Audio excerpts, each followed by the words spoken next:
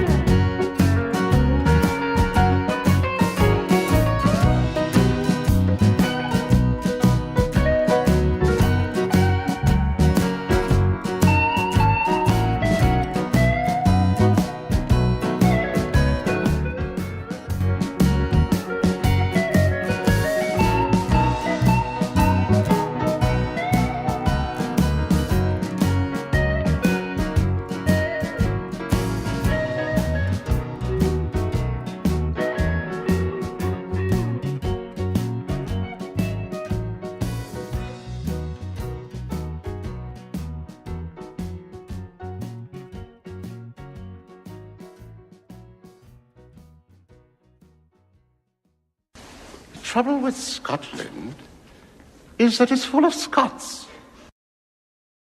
Brain is gone. You're way off. I say you're way off this time, son. No bar, no pinball machines, no bowling alleys, just pool. Nothing else. No bar, no pinball machines, no bowling alleys, just pool. Nothing else.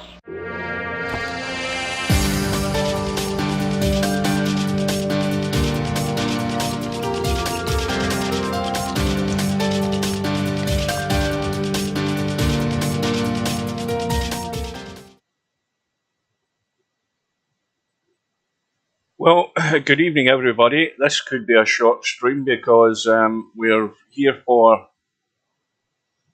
another match in the Cribbage World Championships in VP4 TV and Virtual Pool 4 online.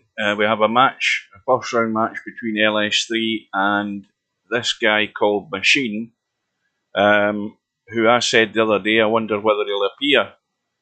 And we are, well, 5 minutes away from the start, and there's still no sign of him. LS3's here. But the other good news is, if I can remember what button it is, hang on a minute. That's not it. Is it this one? No, it's not that one either.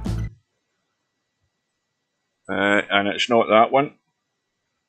Yeah, all information on the leagues is in the FAQ page.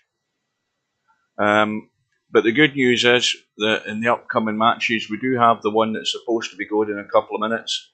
But we've also got Albanario against Stubb, Real Poland Power. That's scheduled for tomorrow night at 9 PM British Summer Time. And I will be there for that one. I hope you can join us. Welcome to Dwight, Semi-Pro, and Cobra. One Pocket Slim is there. And as I say, this could be very quickly all over if this chap doesn't appear. Hang on a second, just have a quick look in Discord. Well, Steve's there. Hang on to get back out. Wait a minute.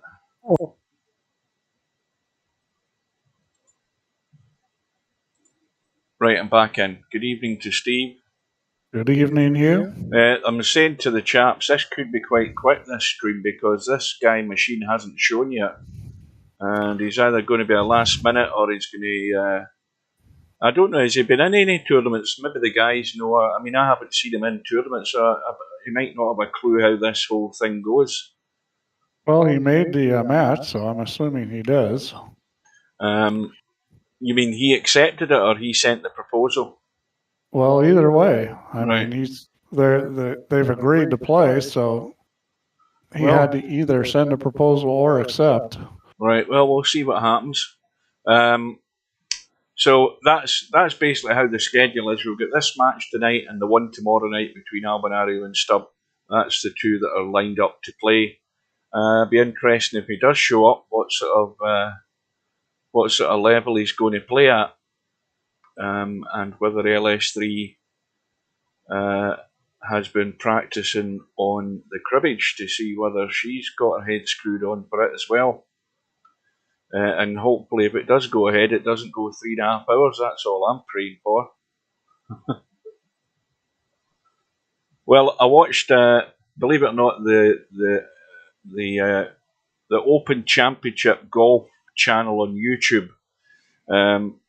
It's been on all day, and basically it's been like a pro-am thing they've been doing and various other things. And I watched Tiger Woods walking down the first fairway. I'll tell you, he needs a buggy if he's going to survive 4 days to get round the course, even though it's not, St Andrews isn't hilly. But you can definitely see a pronounced limp as he's hobbling down the course. Yeah, he's had that limp. I don't think it's going to go away either. Yeah, his leg might be shorter than what it was, considering the damage he's had. So, we're getting near the knuckle here. Still no visual evidence of this chap appearing. Well, speak of the devil, he's arrived. Well, we've got a match on, thank God for that. He's done an Albinario. In fact, let's spread the rumour that it's Albinario. There you are. Somebody the other night there tried to wind semi-pro up saying it was semi-pro. Well, I checked Machine's match history, and he's already played semi-pro, and Semi said he's played him, so it's not him. So that scotches that rumour. So we'll start another rumour and say it's Albinario. There we go. So nobody has a clue how this is going to go, and that's the good thing about it. So we'll see what happens. We are, 30 seconds away from the room going up, the cloth's at the right colour, and all things are set to go. So let's get the room up. I think we're on the wrong tab. Hang on a minute. Yeah, we're just about there. And well done to Semi-Pro last night. He took my advice and common sense prevailed, and they started playing snooker straight off the bat. 100 break. He was actually on a 147 last night in that first frame, and got out of line, but ended up getting 100. I think he missed the yellow at the green, but it was still a good start and a good solid performance last night. Much better. All right, room's up. Right, so Machine is in the room. We've got the cloth at the right colour, cameras at the right setting. We'll have the lag for the break. Slim's predicting 15-13 to LS3, Semi-Pro 15-10, Simank's LS3. This is people predicting something when they haven't seen the standard that this guy's going to play at. I mean, well, I thought you said Semi's played him already. Well, Semi's played him, but I still don't think that's any way to judge how Cribbage is going to go. We'll give it 2 or 3 racks, and we'll see where the predictions then change. Yeah, I mean, there's 2 skill sets. One is the pool skill set, and the other is the decision-making skill set. Yeah, well, that rating he's got is an all-round rating. That's not his rating for Cribbage. So, I've forgotten how I look at this table now. I'm totally confused. This is the side I should be at, and then the camera jumps back round. So LS3's at the bottom of the screen and should have won the lag according to my working things out, and that's correct. My side says Machine won it. Oh, yeah, I've read it wrong. Yeah, I had the camera in the wrong. Is these tables round the wrong way round in this room? I think that's what I'm used to in the hard times room. I think the tables are the wrong way round in this room. I think your brain is the wrong way around. 3 ball in the break, and is that the 12 that's rolling up there? Well, that's a bonus. I think you can cut that. Oh yeah, that's definitely cuttable. There's plenty of room to cut that. Welcome to Simanks, and anybody else we've missed. Yeah, that was weird. Listen to this, guys. To tell you what happened last night. I came into Virtual Pool 4. I was doing nothing other than scrolling up the chat in the lobby. And then I thought, I'll scroll down the players list and see who the players are that are left in the lobby. Bloody game crashed. So I went out and I did it about 5 times, and it done it again and again and again. I rebooted the PC and it did it again. Yeah, I think it was a problem with the name, which I don't really understand because it was crazy. I thought I fixed all those kind of issues with names. That was really weird. But I'm not sure what's going on. I took a look at it today.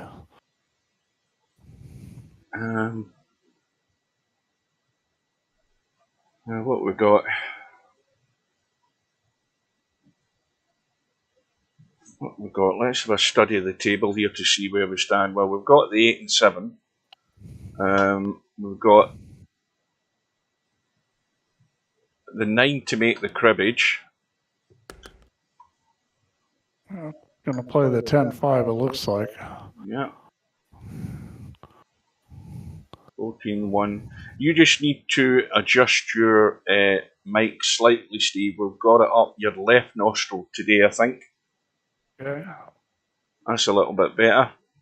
Harder to get the nostril with the foam on it, but I guess it still fits. Oh, Yeah. Okay, that's That was a little execution error there. When they're close together like that, it's going to draw back really easy. You know, that's that old thing. The closer it is, the more draw stays on it. And when you're right against the ball, it doesn't take much at all to have it draw. Well, Simanx, you won't believe this, but that's the exact truth. And I'll tell you why. Because if I sit in my chair, everything sticks to me, you know, if I've got trousers on and everything. So I am virtually naked sitting here, and Steve's got a horrible image in his mind right now. We don't need it. We don't need to know that. I mean, this isn't a PG stream, but yes, I'm sitting here in my drawers, because I'll tell you another thing. You know what temperature it is in this room? It is 78 degrees. And I'll explain why that is, because I've got no windows open because I've got hay fever and I hate it this time of year. My nasal passages would be all over the place if I let the pollen in. Right, so Machine's got 2 cribbages on the board. What's this? Is this a combo? I think she should be playing the 1 ball. Well, she's trying to roll down for the 13 and hasn't got there. I don't. Oh no, she just couldn't make a ball. That's what it was. It's just deliberate foul. Oh, okay. She was on a ball. Okay, I didn't see that. I'm lost too. I was distracted by you and your underwear. Well, I mean, I haven't got the webcam in XSplit Broadcaster for that reason. Yeah, nobody buy Hue a webcam. So let's see what Machine can do here. It looks like he's gonna shoot the 8 and draw back, which I think the 1 ball's the play. Make the 1 ball table for the yeah. See, I don't like that play. He may get away with it. I think he did. He's got a shot on the 7, so it worked out. And, you know, that's a bold move, spreading them out like that, because that's a win or lose proposition. I mean, you don't get a shot on the 7, you probably lose the rack.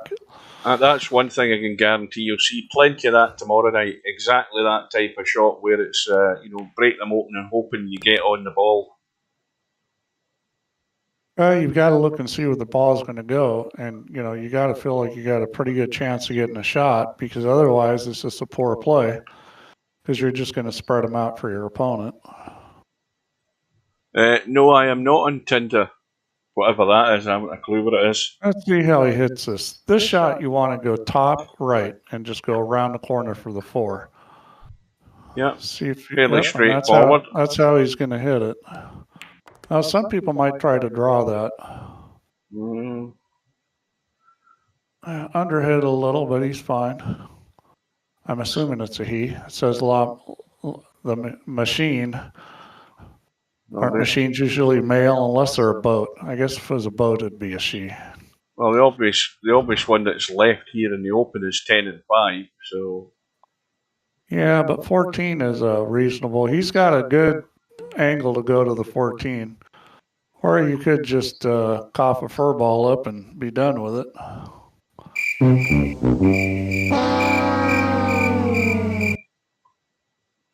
Wow, that was bad. That wasn't even close to going in. Well, we're still only in the first rack, so I'm still going to reserve judgment. Yeah, well, I mean, you know. It's always, sometimes it takes a little bit to get settled in.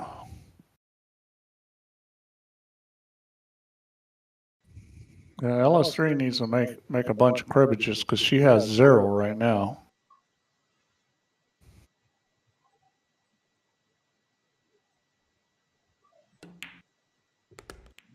And she's going to play for the 2, and she's on a funny side of it. She's going to have to play up in the right-hand corner. This shot, you're just going to hit this with top and maybe a teeny bit of right English and just let the ball drift up for the 13. This is a speed shot, though, because this ball can get away from her. Now, she looks like she may be going the other way, which... I'd be going into the path of the cue ball and a little bit of left. to go around the corner and come in the short side of the 13. She's going the other way, which is also a little tricky and did not execute. Now the carom is on. I mean, the carom is definitely on. And it's a pretty easy carom. Let's see what she does here. She may just try to cut this. She'll just go for the cut. Yeah. Yeah, and it's close to a scratch. I think it'll get past the side pocket. Hit a little thin though, and it's going in the side.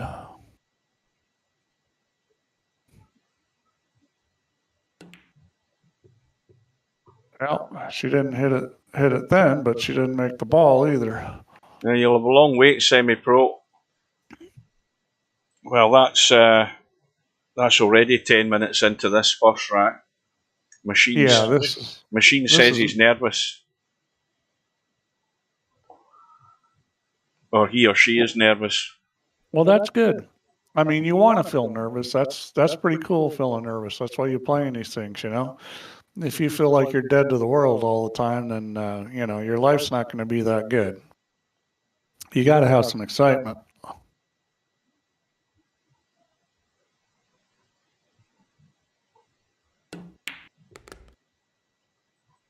Well, it's really looking like Machine is going to take this rack.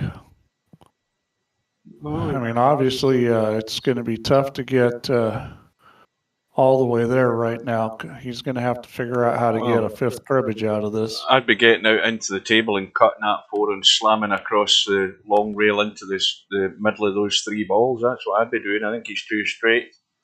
Yeah, he's in a funny angle here. Absolutely plumb. It's not like you can bank the 11, so yeah, I'm not sure. Yeah, good play might be speed to hit the 13, roll the cue ball up on the 13 and let her have ball in hand. That's what I would do here because, you know, make her. Now this I don't get. Okay, that's the first indication that he doesn't understand how to play cribbage. Well, I mean, it looks reasonably safe to me, though. Yeah, but see, I'll tell you the problem with that shot is you spread the balls out. You don't want to do that when you need 1 cribbage and she needs 4. Well, that's the point, yeah. You want to keep everything together. What he should have done there is just rolled up on top of that 13 ball and left her pretty straight in on the 4 with not a whole lot to do. And, you know, she wants to try something wild and give the game away. I mean, granted that, you know, this may work out for him because that wasn't a very good shot. He's got a shot here where he can make the 4 and get on the 11 ball. The 11 ball goes in the same corner as the 4. Yeah, got to get up table up. You just gotta get some left English on this and spin this up to the middle of the table. Now it's real easy to overcut this by turning the cue ball. You need to aim pretty thick when you're trying to, especially with a ball in the way like this. It's going to want to curve. Okay, well he did not try to get to the center of the table. He cinched the ball and yeah, just had a plain ball. He got away with it. I mean, he got a shot.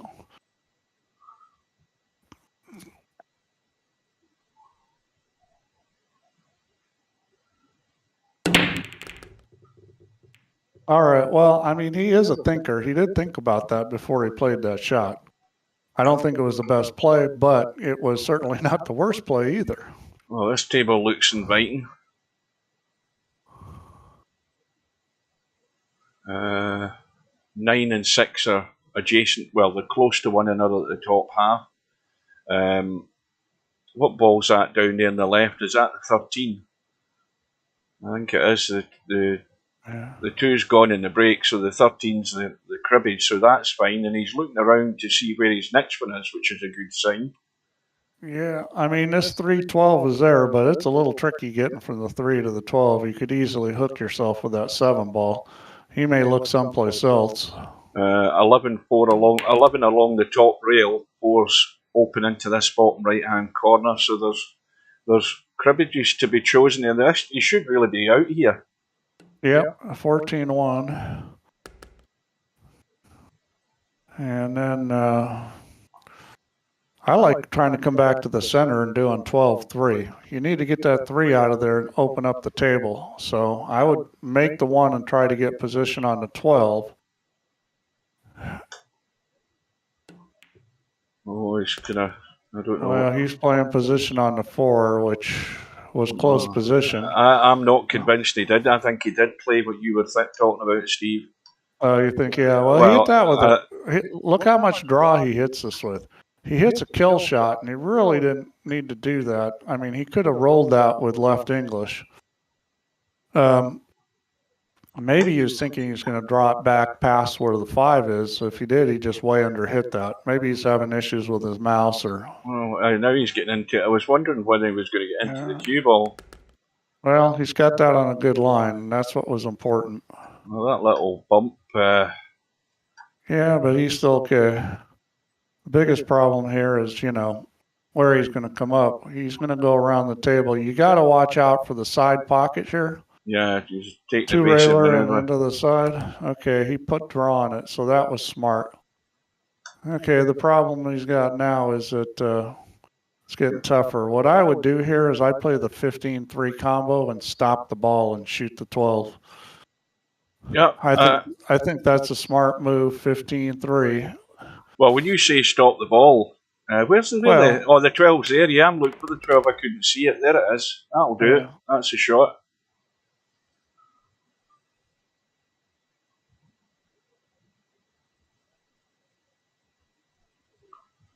So should be out here. See what he decides to come across for the 9, maybe. I like that play. I like the way he played it. Used to hold up. Yeah, well, got funny, unfortunately. Combo. He could have hit that 10 ball, but he didn't. Yeah, I think the combo is pretty on where he's sitting. That's a pretty easy combo. Yeah, and that's the way to hit it. That was a nice positive stroke there. We've seen him have some dodgy looking ones, but that one wasn't. Okay, there's a break and run. Yeah. I haven't seen many of those.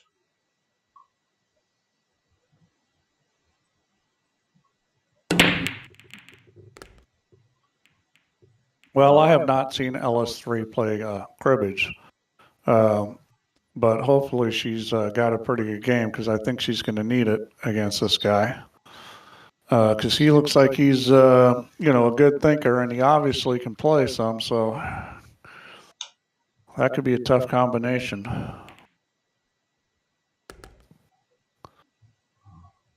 I mean, thinking right is so important in pool, and maybe he doesn't turn out to be a lot better ball pocket or a cue ball mover than a lot of these players that we've been seeing. But if he thinks better, that's huge. Yeah.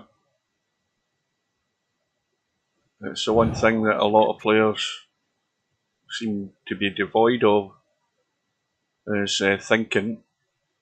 Well, it's a place everybody can improve. And I'll tell you, when you're playing, I'm a lot smarter when I'm commentating than when I'm playing. I've gone back and looked at, streams of me playing in real life and just been like, what are you doing? Sometimes you're thinking, where is your brain at? It's obviously not in gear because you're not doing the right thing there. And it's different when you're playing. Sometimes thinking can be harder.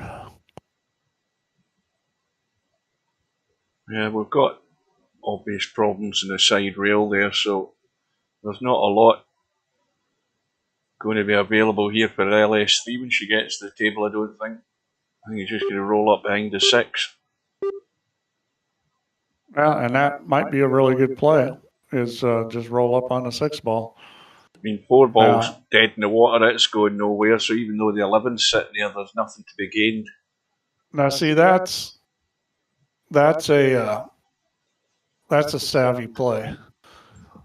That's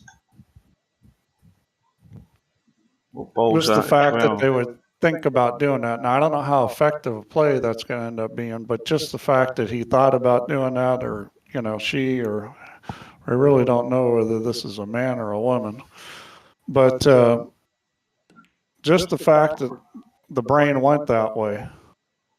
So, you know, this, she may have just, yeah, she just left the cribbage.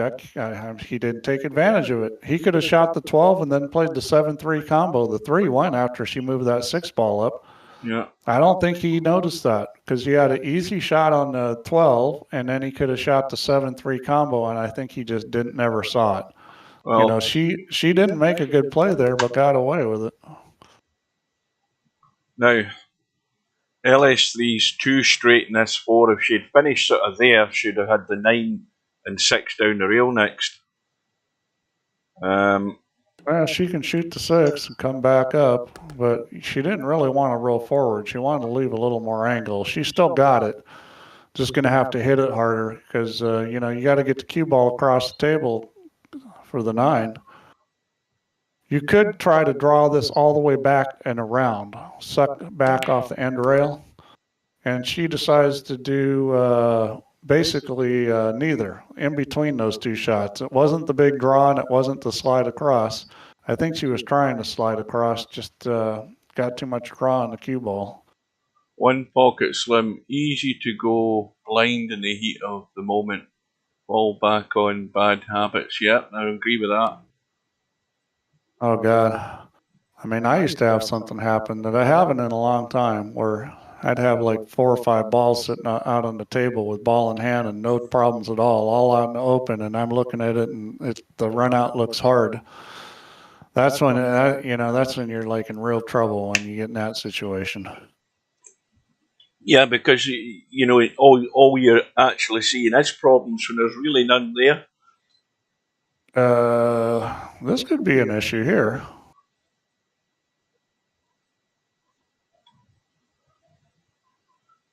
So we've got 6 ball backup table for this 9, or back down table, depending how we want to call it. Needs to keep rolling. Watch the knuckle. Boy, that just got there. Let's have a look at these here, see what's happening. There's nothing set anywhere there.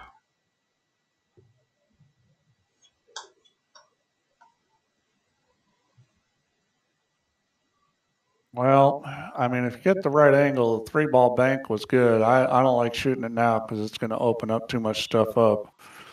Yeah, this is kind of tough. Look at the 2. Well, it's basically slam the 2 in and try and nudge into the 13.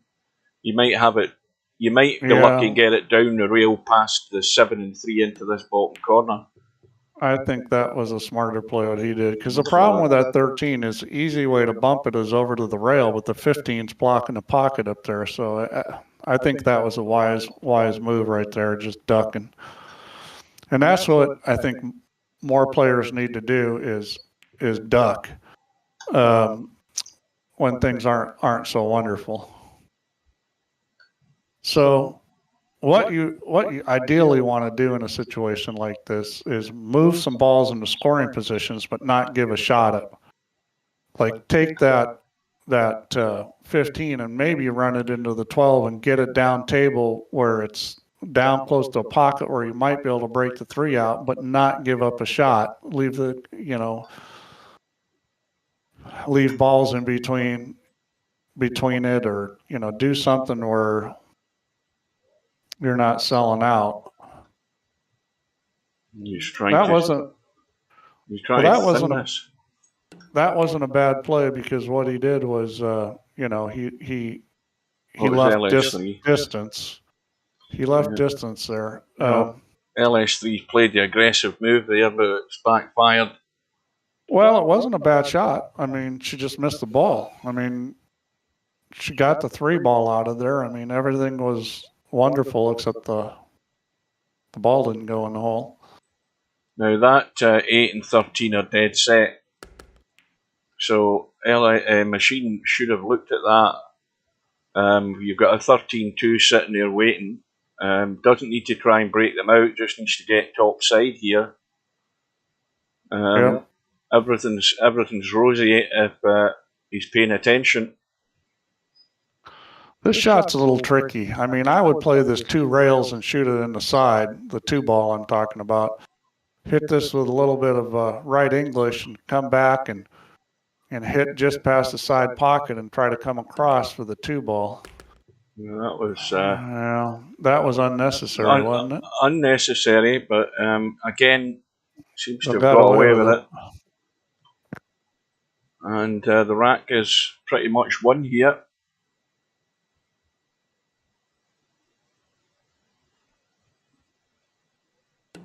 Well, Machine may have been nervous, but well, this will settle. This will settle the stomach. 3-0 lead. So I think LS3 needs to settle down here. I mean, she hasn't really done a whole lot wrong. I just think that, you know, the difference in this has been Machine not making too many mistakes and playing smart. I mean, he's the first player we've seen that is really ducking when it's wise to do that. And I think that's making a difference. You know, put your opponent in a position where they've got to do something brilliant. You know, if you, everybody likes to shoot shots that are brilliant where everybody goes, ooh, you know, but the reality of it is if you're having to shoot those shots a lot, which you're probably not going to get the ooh out of it most of the time, that, you know, you're basically opening stuff up for your opponent. Well, got to get through this gap here if he's going to take that 6. I don't know whether he wants to risk running into the 11 and 8 because he could end up hooked one way or another. Yeah, it's the way that thing's sitting. It's going to brush the 11. Yeah. Well, hit it with some speed to avoid that, and then overcut the ball. And you know, this is that thing that we were talking about the other day. You hit the ball harder, and it cuts more. And but look at how hard he's hit that there. I mean, he's hit that far too hard because he'd hooked himself at the 9 anyway as the 6 gone in. So it wasn't a very well controlled shot. It wasn't. The speed was quite a ways off on that one. Now, what's LS3 got? Well, she's looking at cutting this 6 and brushing off the 8, off the 7, I think. No, she's missed it, but she's not got there.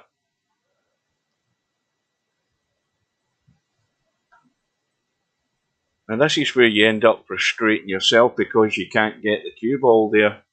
I mean, this is not. It's not encouraging for LS3, considering the way the balls are fairly well set here. She's got the 12 and 3. I don't understand why she didn't take.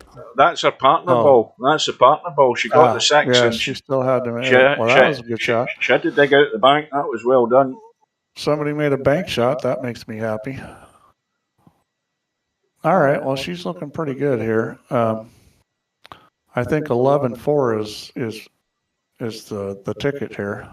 She's looking at the 8, but I think 11-4 is the ticket because this is natural. Yeah. All you have to do is roll this, and I think it's going to miss the 5 and just bounce right back out. She's going some other way. Well, that needs to keep rolling. Needs to open out the angle, make it a little bit easier. That's not bad. Yeah, that's reasonable. See how she plays this, whether she goes forward or not. I would think she would go forward with this cue ball. Go forward and just shoot the 3 then. Yep. Yeah, 12's up table, isn't it? It's up top right. Now she's cooking. I mean, this is like should be out on this table.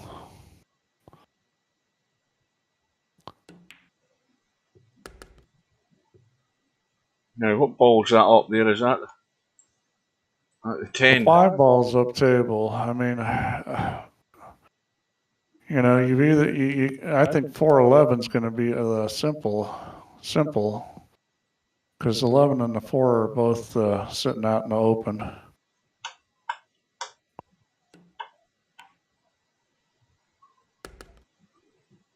I'm looking at this.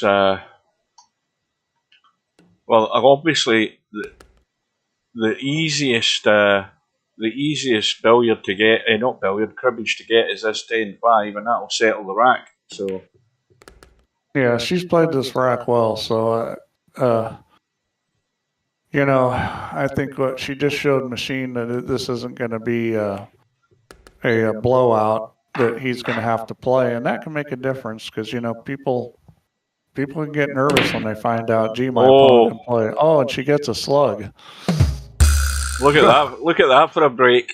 That's probably the worst break I've seen. She gets a slug. Wow, that was fire the referee. Oh my God, that was a bad. Ball's gone. It looked like the 13 has gone. Nope, that shows you my eyes. It was a 5. I saw orange and I thought it was a 13. Well, he's got a shot on the 10, and this table's not so wonderful. I mean, there's a lot of 2-ball clusters out there. I mean, the whole table's 2-ball clusters. 1, 2, 3, 4, 5 of them. Yeah. Well, one's a 3-ball cluster. But yeah, the whole table's messed up. I mean, if he can get out here, this would be impressive out.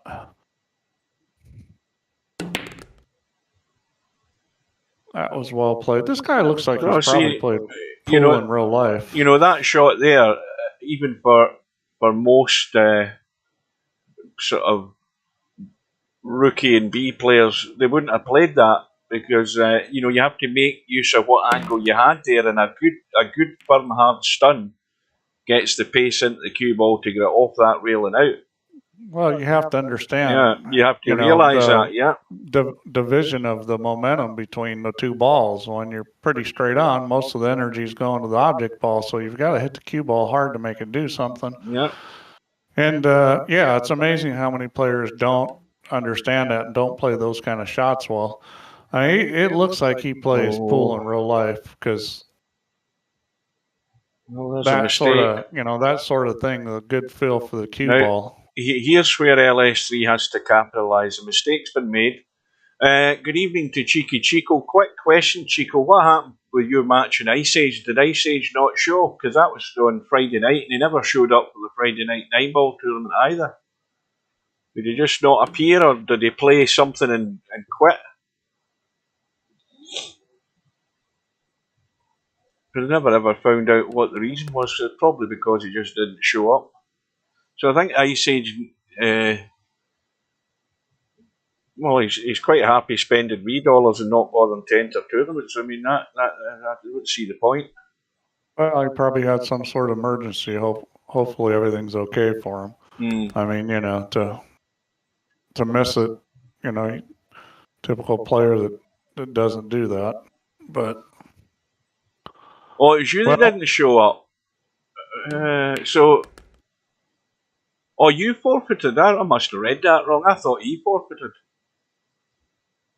Oh, right. That shows you how much I was paying attention. I just saw a forfeit and I assumed it was him. Yeah, snafu. So LS3 has got herself off the mat. She's on 2 cribbages. And of course, with these balls at the bottom of the table set up together, I mean, they will go. I think they will go, yeah. Both of them go. The 11 goes. She can get out here. Oh. Shot the old bank shot. Got a nice angle to do something. This is a little tricky, though, because you can't, it's hard to play for the 13 ball here because of where that 8 and 2 is. That's a good shot. That's an excellent shot. I think she recognized that situation was going to be shitty, trying to just kind of slide down. She had to get on the other side of these. Now, can she use the 13 to get back to this 8 off this 7? I'm thinking she needs to shoot this 8. And you got a couple choices. One is going up and down the table. The other is running to 13. I would go up and down the table. It's an easy shot to make the 8 and go up and down the table. I see she's missed the 13. That's what I think she was hoping to brush the 13 and come across and leave a bedhead cut. I would have gone up and down the shot the 8 and gone up and down the table and then shot the 7. Well, it's still a bedhead cut, so she's still obviously going to go for it. Oh yeah, she's still alive. That's, again, well played. Got it perfect.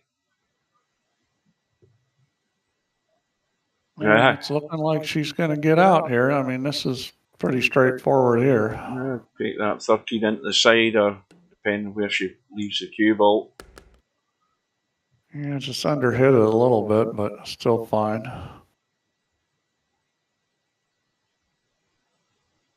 Just maybe a little tentative, not sure where that cue ball's going on that shot. I was just straight top and hit it. I really wanted to take that to the long rail, but she's fine. All right, so looks like we're going to have a match in our hands. Well, we've got a game on now, and it's LS3's break. And something has gone, and something, well, the 15's gone as well, so that'll come up.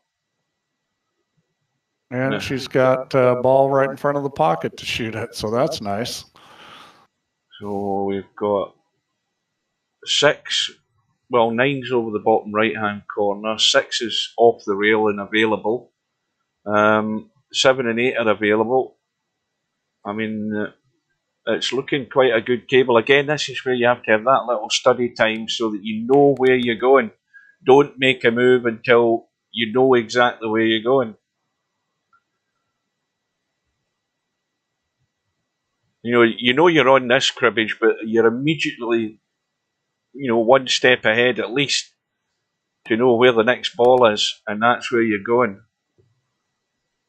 What one's that? The 14. Now the 1 doesn't go past the 30. Is that the 11? It doesn't go past 11, so well, at least. Well, yeah, I mean, that probably could still be cheated, but it's a bit too tight for my liking. So 6 makes the cribbage.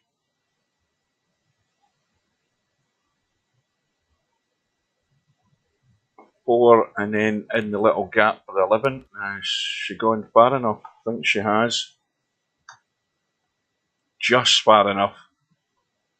8 ball up table, 7 right in the middle of the table.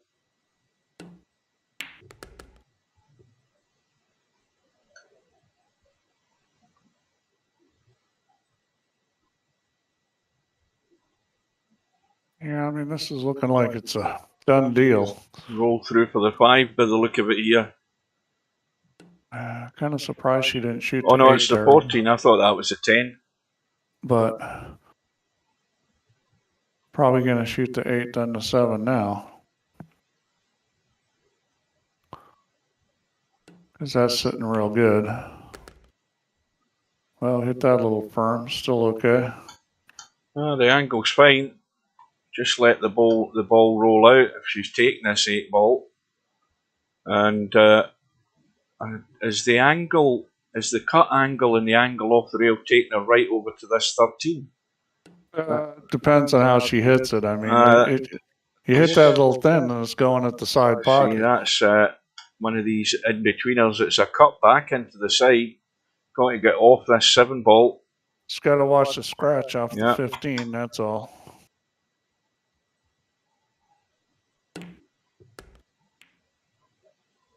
Okay. Well, it's going to be... Oh no, that's it.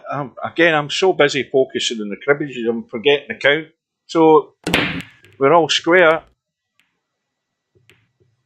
And a couple of balls in the break for LS3 as well. And she's got a shot. She's got a choice. Yeah. She can shoot the 5 or... It's that 5. That 5 is tight. She might have to hit this with right English to make the 5. I think there's a big enough piece, but it's got to be. I think it's fine. I think it's got to be. It's got to be a little English, I think. Yeah, shows you what I know. It did throw enough without any English because she just rolled it flat. And now she's got the 1, and that was a well-played shot to get on the 1, too. So, I mean, that's, it's easy to forget that when you make multiple balls, you've got to finish all those cribbages off. That's right, yeah. some crazy things can happen too. Because let's say she made the 5 and knocked the 4 in, and with the shot on the same shot, then you'd have the 1 and the 11 up there for cribbage balls because you'd be on 2 of them still. According to the flag, he's from the States, Chico. You know, the clue's actually on the screen, believe it or not. I don't want to sound patronising, but the clue is on the screen. I mean, come on, pay attention. Goodness me. Big stars and stripes sitting next to his name, and then he asks, where's he from? I mean, there's no excuse for that, is there?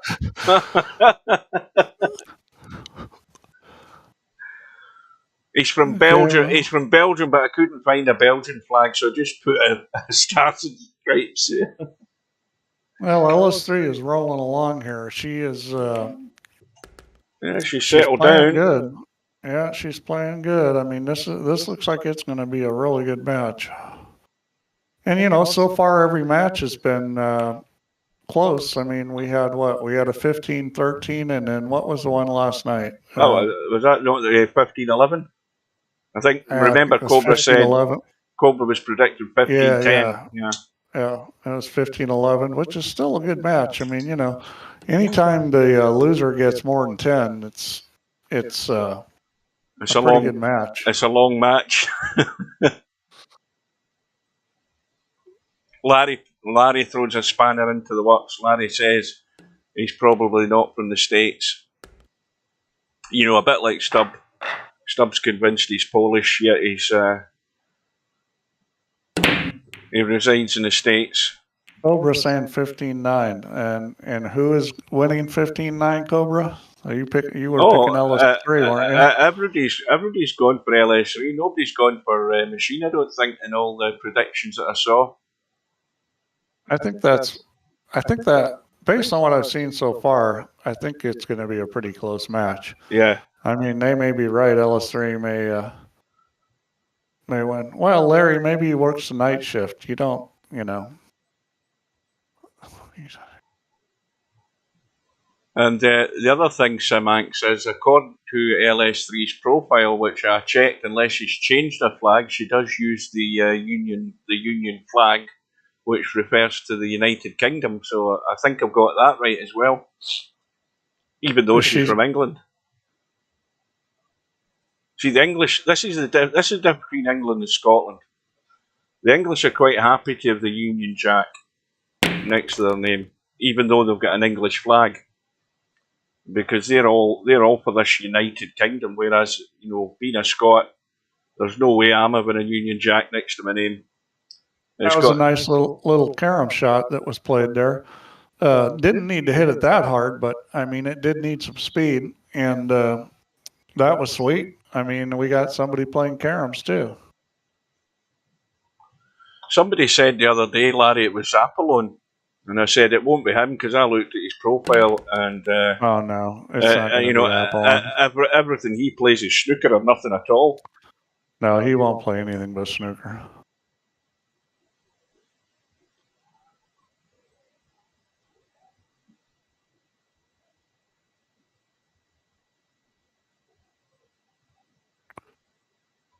So this is the cribbage ball. Now, what's next after this, though? That's the problem. Let's have a look here.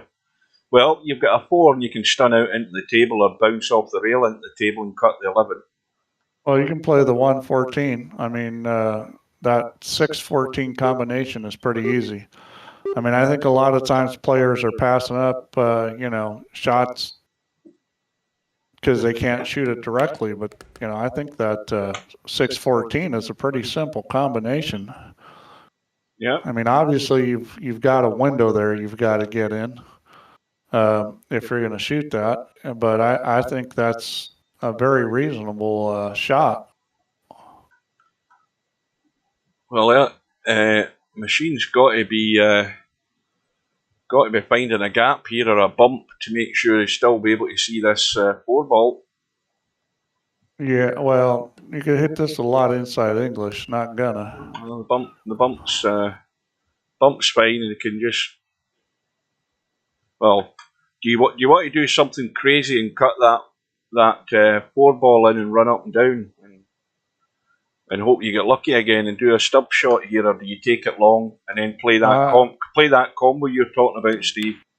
I would take it long. That was overhit though. Not going to play the combo from here. That's too straight in.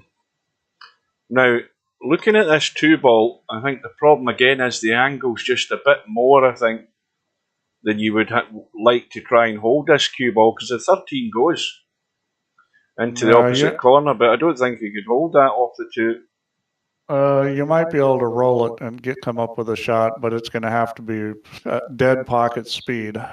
Well, this looks like 12 and around the corner for the 3 in the same pocket. That's a good shot.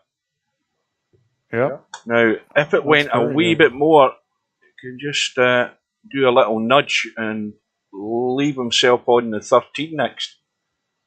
Yeah, but that 15 might nudge to the 2 and lock it up. That's the problem.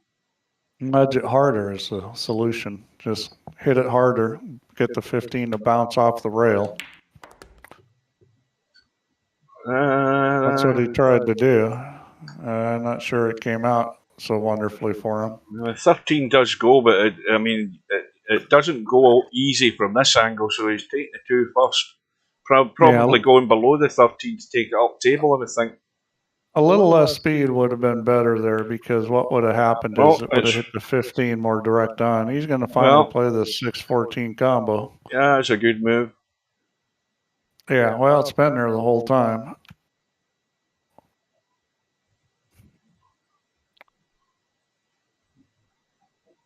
Yeah, I'm going to have to disagree with Cobra. I don't think this is going to be 15-9. I think this is going to be a very close match. I don't know who's going to win, but I think this is going down to the wire. This player has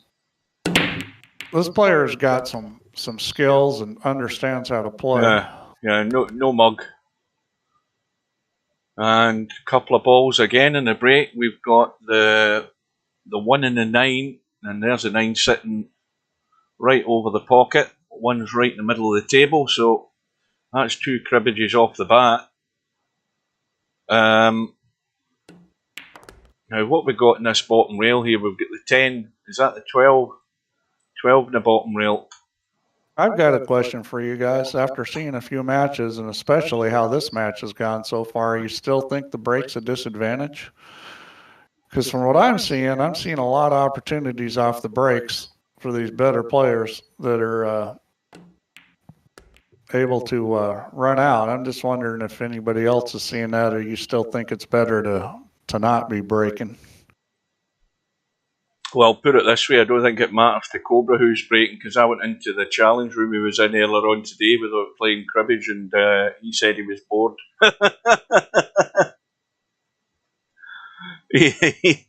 Mind you, the reason he said he was bored is that he had nothing on the scoreboard and he was just sitting watching.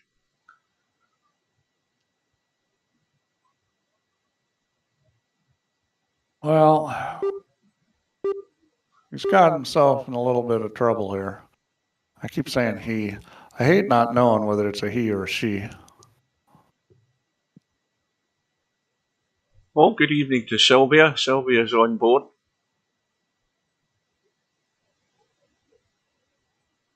Oh, did you win that rack, Cobra? Well done. You must have stayed awake for the duration then. Well, Larry, I wasn't really referring to whether somebody ran out. I was referring to whether they take advantage of the break. In other words, they've made a ball and they're able to make at least one cribbage. Because there's lots of reasons why you may not run out. Now, talking of combos, can LS3 get to that 8 ball, because the 12 and 7 are an easily made combo if you can get down there.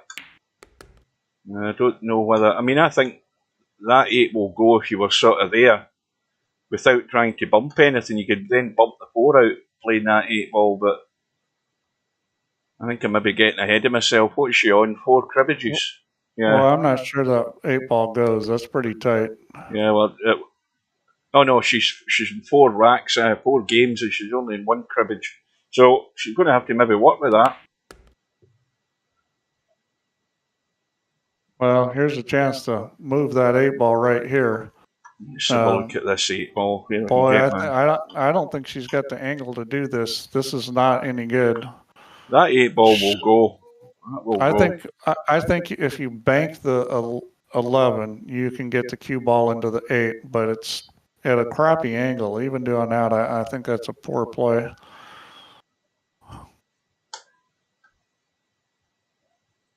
I would have liked a wee bit more angle in that 3-ball if I was going to try and get into this 8 and 4.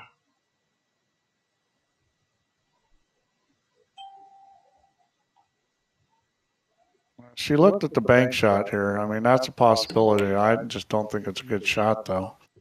Well, she went all out for the combo on the 7. Right, well, I mean, if that 8 goes, now would be a good time to shoot it. I'm not sure that it does. I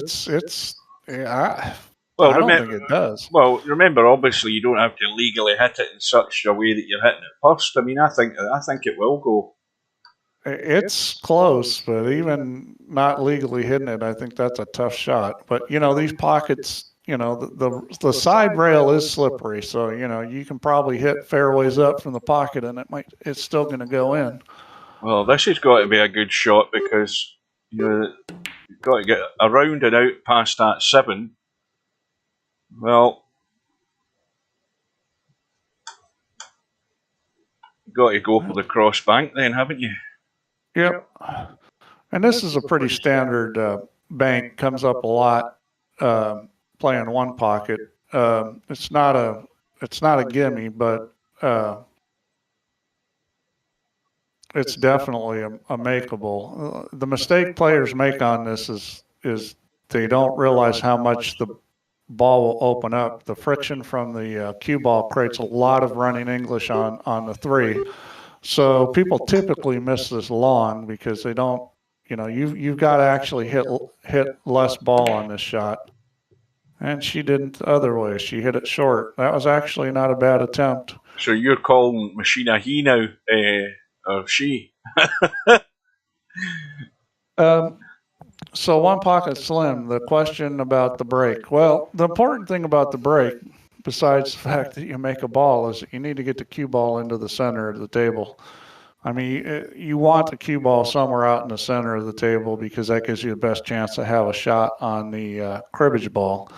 I think that's harder to do with the side break, but I mean, it's still possible. We're about to find out if this 8-ball goes, Steve, because LS3's lining up the 3 and trying to get to the side rail. No, what's she doing? I will say this about the head-on break. I like the head-on break better. The only thing that I can say that I think is a disadvantage breaking head-on is that if you get a really shitty rack, the rack is probably not going to come apart as well as the second ball break. I don't know. Oh, well, I presume LS3 doesn't think the 8-ball goes, so she's trying to get off the end rail and run into it. So that worked. Yeah, that was very well played.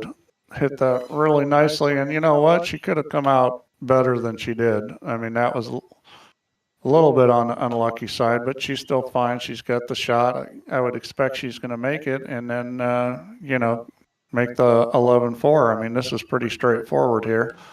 It's pretty automatic position on 11.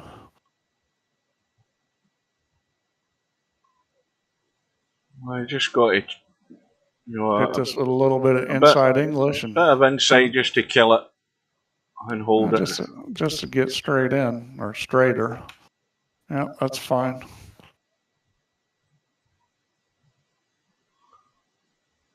Larry, you'll still be breaking the way you break 9-ball, won't you? You'll just be coming straight back off the pack. Well, Larry, you've got to get the cue ball at least up to the side pockets. If the cue ball is in between the head ball and the side pocket within those 2 diamonds, then you're going to get a lot of crossing balls going to hit it. If you can get the cue ball to come back to the side pocket or a little above it, then I think you'll find that you won't have as much trouble with crossing balls. Well, the 6-ball has gone in the break and a stinky little combo for the 9. LS3 has got herself back into the lead, 5 racks to 4. Now let's again have a quick study here. We've got the 8 and the 7 wide open. We've got the 14 and the 1 adjacent to one another. We've got the 10 and the 5 adjacent to one another. This table's not bad at this end here. Well, I don't know how many break and runs we've seen, but it's been so far. I mean, both these players are breaking and making a lot of cribbages. Does it tell you that in the stats for cribbage, Steve? I don't know. Good question. We'll find out in a wee minute.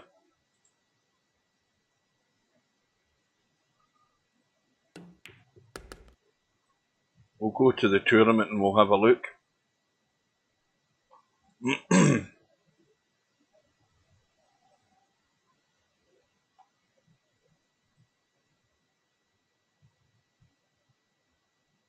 Yeah, she's got herself a problem here. Doesn't have run out from opponent's break though. What the hell happened there? She got hooked and tried to play a combo, which was the right shot to play. Just, tough shot, didn't make it. But that was a correct play.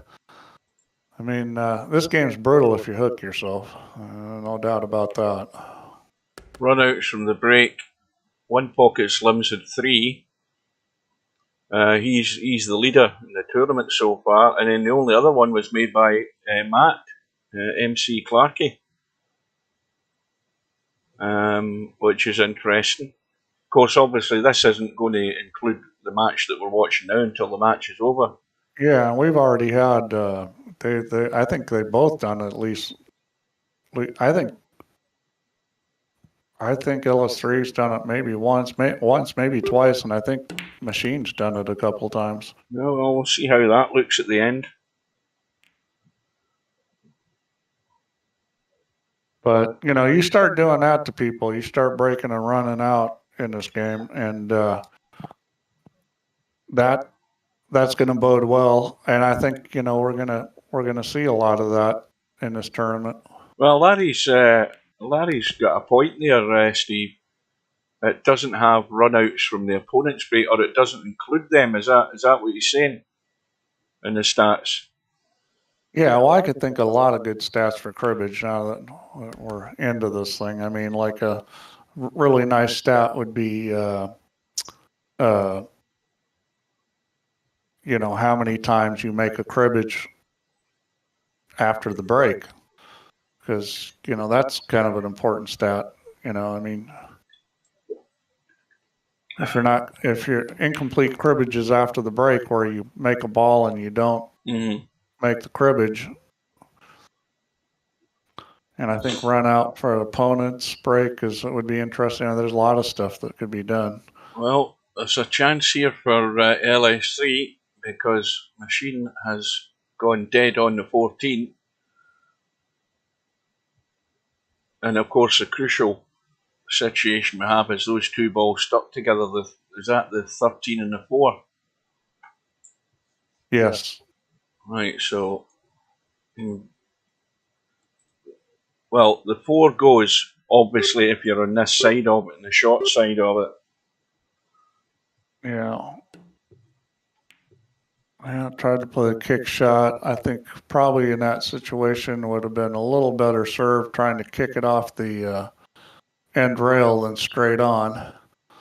I think that kick shot's a little easier off the end rail. Certainly if the ball was closer to the rail, it would have been. I think the one thing that happened there is the cue ball finished just past the 13, and if it had been softer, it could have left LS3 on that 4 ball, but it actually ran past it. So she then took ball in hand. But they've each been to the table a couple of times this rack, so I mean this is a little different than we've been seeing.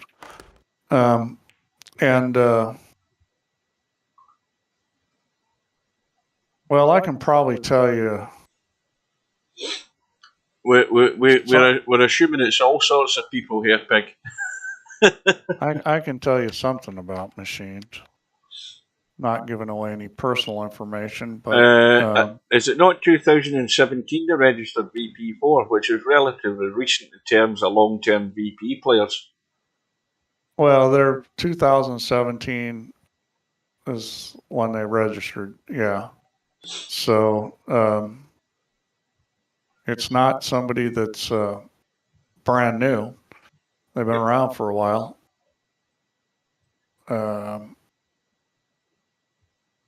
I don't know if there was an account name change or.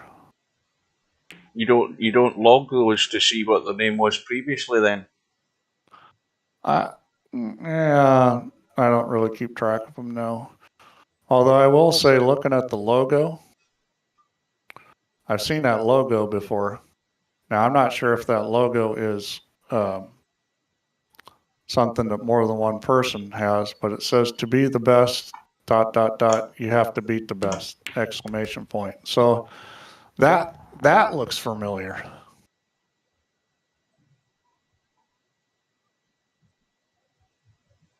Well, Machine has the table at their mercy here to tie the match up again.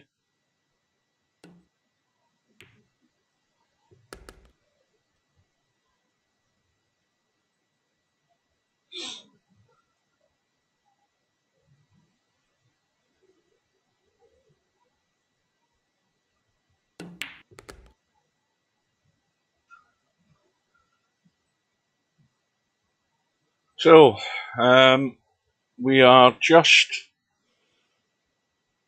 over the hour for 10 racks.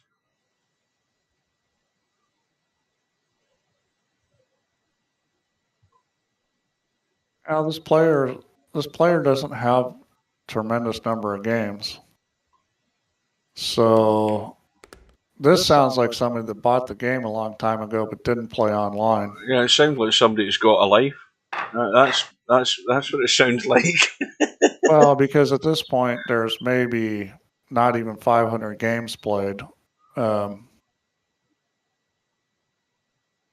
they've been here since 2017, and I think they've been real active here lately. So you think Patrick used this name in VP3? I don't remember that one. Machine. Well, this player did play online back in 2017, so they do have some. Just 2017, 2018, and then not till 2022. So for 4 years they didn't play online. So this is not a new player. This is somebody that's been around. Oh, wrong button. The last name he had on here was Mr. Coconut, wasn't it? Because he's into all of these very expensive audio cables. Oh God, you guys, and your Patrick.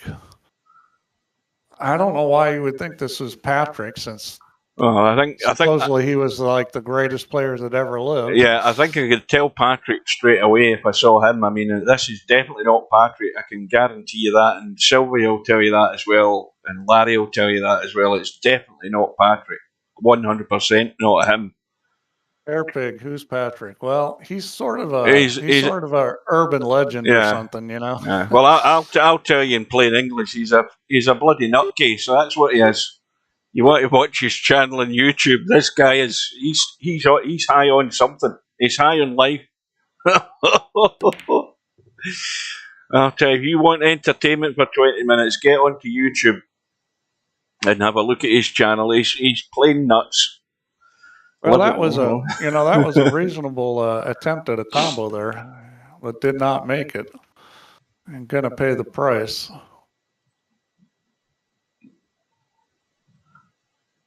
Yeah, the 1,000-year-old man. Yeah, have a look at that. Have a look at some of those videos. This is how these cults starts with nutcases like that on YouTube. Now, is that a combo up the table? That one, that. Mind you, that's the 15 it's stuck to it, so that's a bit pointless. I think it's going to be 13 and then 2 here. Need to run into the 14 ball. Just like that. Well played. So LS3 is off and running here. We'll see if she can get out. This is tricky.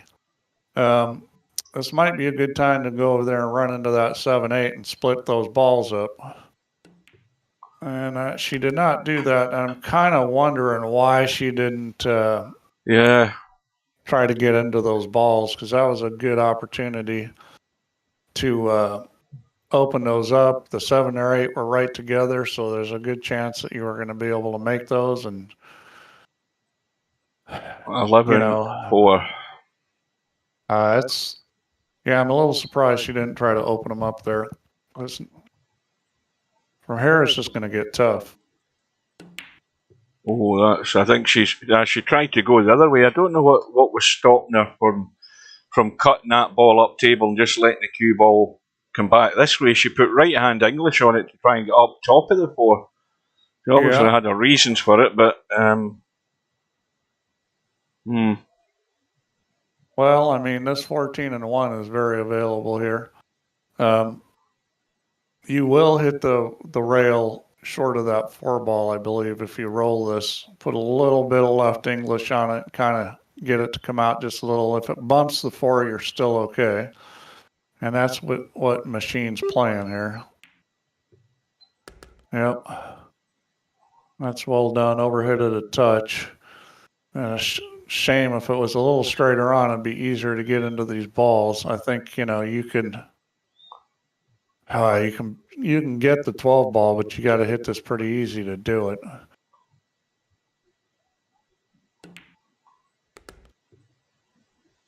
So I'm gonna try to get the 11-4, and I think that's a good play. It's definitely a good play. Just you gotta wonder if anybody's gonna be able to get out here. I mean, LS3 wasn't able to, and I'm thinking Machine may not either. I mean, this is it right here. If you're going to get out, I think you've got to split up that 7-8. Well, I'm looking to see if that 12 goes.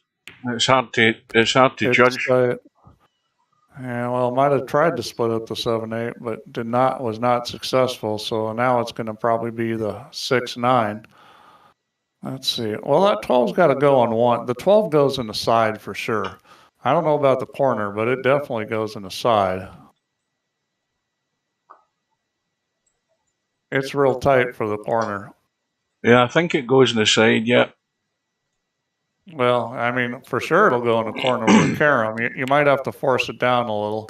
It might be hitting a little high, but, that kind of carom, if you hit it with draw and force the 12 ball forward, you could force that 12 ball all the way to the right side of the pocket if you hit it hard enough. If this cue ball holds its line, and it hasn't, because Machine's missed the 9. Yeah, that was that stroke looked jerky. Which is weird. It's like a real quick stroke, like the mouse goes back and forth real fast. Right, here we go with the 12 ball. See, I'm not convinced it goes in the corner. That's the problem with that. I mean, it will with a carom for sure. Yeah, you can carom that ball in the corner. There's no doubt about it. Well, she's going to play safe, and that's an interesting play. She got the cue ball in a hell of a spot. That's safe enough. Get it in the line. Yeah, that's the problem with though is you almost have to go up table, and where that 12's sitting, you can't. I think she should probably just bank this 15 and leave the cue ball sitting on the end rail. Kind of punch it like she's doing there. She didn't get the 15 out of there. The problem with that is he can just hit the 15 up table and put her on the end rail. Stick it on the rail, yeah. Yeah, you've got to play this in your mind. If I do this, what are they going to do? Like, kind of shoot the shot in your mind and say, okay, now what's going to happen? And that wasn't a good play either, especially because it's going to be a foul. No, it's got there. Oh, it did get there. He should have hit the 15 up table and left her on the end rail because, okay, that's a little bit better. Unfortunately, you may be able to see the 9 ball because the 6 ball goes now after all those hits. Yeah, this is And that wasn't a good play. You needed to get the ball where there's no shot on that. Earlier, you could have got away with that because the 6 did not go. But after those bumps into the rack, and that bump there, and that bump there was kind, wasn't it? That's perfect. So yeah, I mean that's an interesting thing, and that question, if I do this, what are they going to do? If you play one pocket, that comes up all the time, and really good one pocket players think 2 or 3 shots ahead. If I do this, they're going to do that, then I'm going to do this, and they're going to do that, because you can kind of go through that progression. Now in this game, you probably don't have to think 2 or 3 shots ahead, but I think it is a good idea to think about, if I make this play, what's my opponent going to do? At least think 1 shot ahead.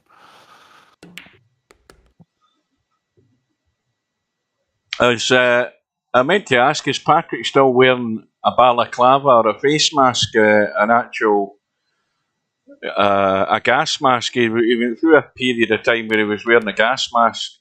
The last videos I watched, he was telling you how to keep your house warm with no heating on, and just put like 3 sets of clothes on you and a balaclava.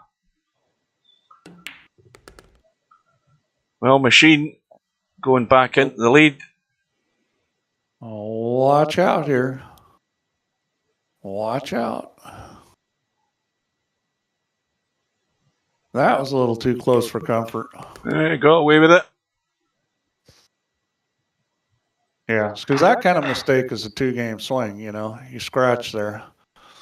Those are painful. Oh, he looks like, what do you call those? What was that film with Jack Black? The wrestling film that he was in. He looks like him. He was one of those wrestlers masks. So, and that's the last thing I think I saw him wearing. I thought it was a balaclava, but yeah, he had a wrestler's mask on. Oh dear. Okay, there's some funny people. That was a dry break. This rack has got some potential. The 14-1 here. Oh, needs to watch the brush in this 11. She's hampered slightly now. The 13-2 is available. The 12-3. 12-3. And the 11-4. Yeah, the 11-4 is still out there, and then that's about it. 9-6. Yeah, 9-6. Oh, this is over. To run out. She's got enough to get out here. She doesn't have to move balls. And again, this is a situation you're going to see come up a lot, where if you've got enough balls on the table to run out, you do not want to start moving those balls that are tied up, because you make 3 or 4 cribbages, and then your opponent does not have enough cribbages open to run out, and it's kind of a safety thing for you. Yeah, and any half-decent virtual pool players already got this mapped in their mind where they're going. I mean, the way this is, you've got the blueprint embedded, and you're just following the blueprint. So you know that 8 ball and 10 ball, they just have to be left there. There's no need for them. You've got everything there to be taken out. Yeah, it got a little funny here. I think the shot is the 4 ball, actually. Well, after this. I'm sorry. I didn't realize she was on a cribbage. Yeah, Natural Libre, that was the film I was talking about, yeah. Yeah, just roll this real soft and then shoot the 4. Oh, yeah, That's what she's going to do. This is going to be back all square in about a minute and 30 seconds. Yep, and then 9-6. Just roll this one.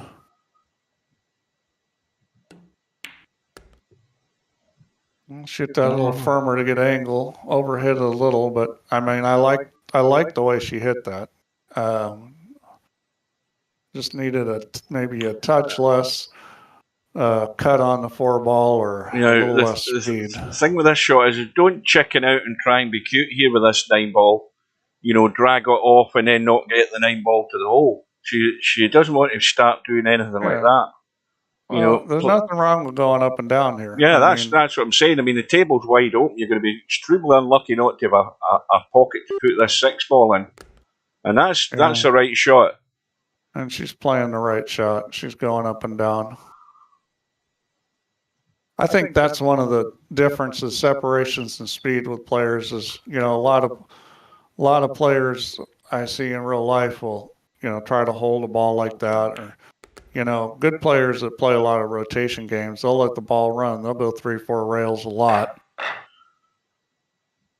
Now, any of you guys now that we're at a sort of reasonable distance into the match, we're 6 racks all, you can now give us your revised predictions for the match. Oh, Cobra's not going to revise this. We already know he's going to stick with his prediction.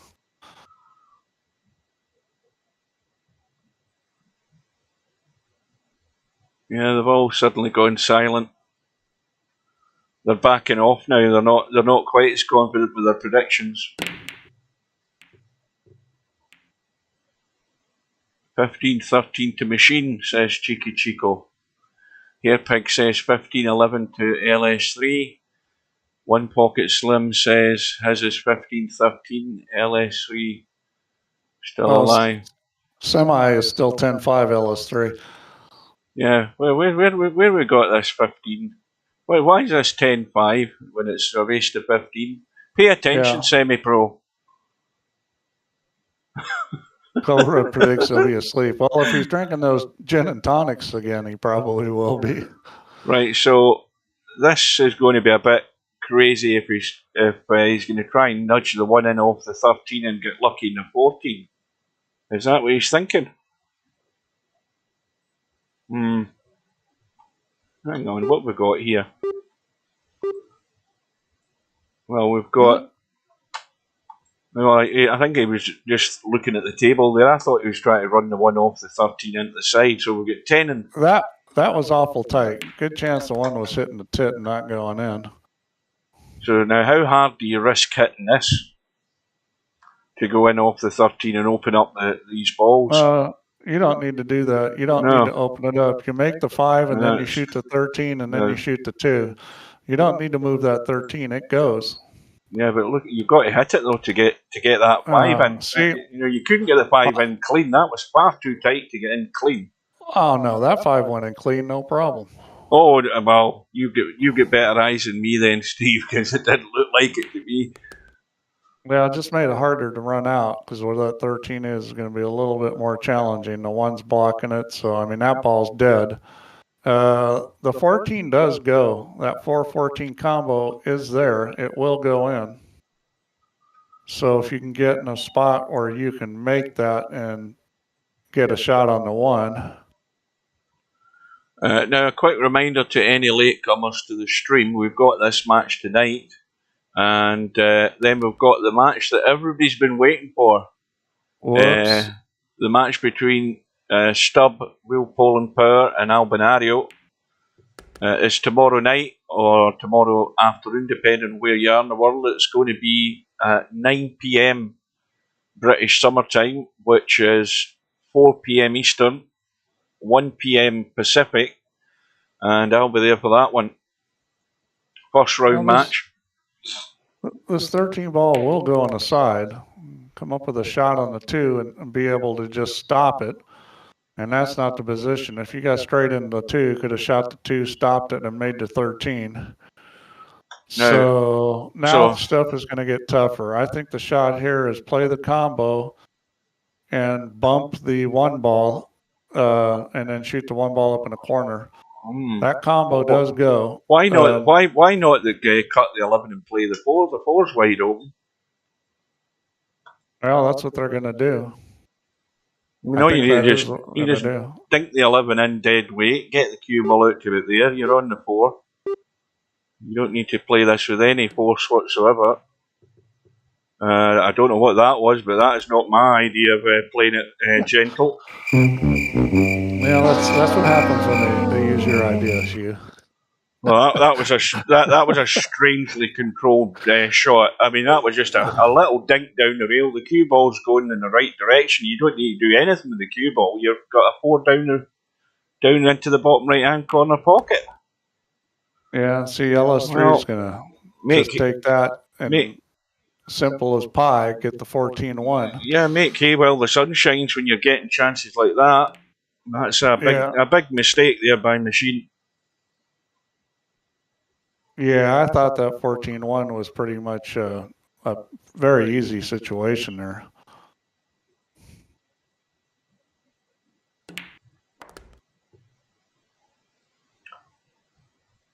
So drop the 4 into the side. That is the football's at there, the 11. Hang on a minute, I can't see it. Yeah, that's the 11. That's the 11. So 13. Up. Oh no. Now it's that little thin cut and just overcut it. Well, that is getting. That's brutal. That's a get out of jail card there. That is brutal. Looks like I'm going to play. Now, this is an interesting shot. I'll tell you what I'd do here is I'd play the 8-11 combo and try to get the 8 ball to run into the 7 and the 2. Because you can get position on the 4 easily playing this 8-11 combo. What about just... See what I'm saying? Play the 8-11 combo, and then the 8 ball goes flying over into that 2-7 and breaks it up. Yeah, but you're hoping it does that, Steve. Whereas if you cut the 13 and stun it into the... I think you got a far better guarantee of cutting the 13 and stunning into the 8 and the 7 and 2. Then you're playing position on one of the balls you're breaking out, which was no good. See, the other way you were playing position on a ball that was out in the open.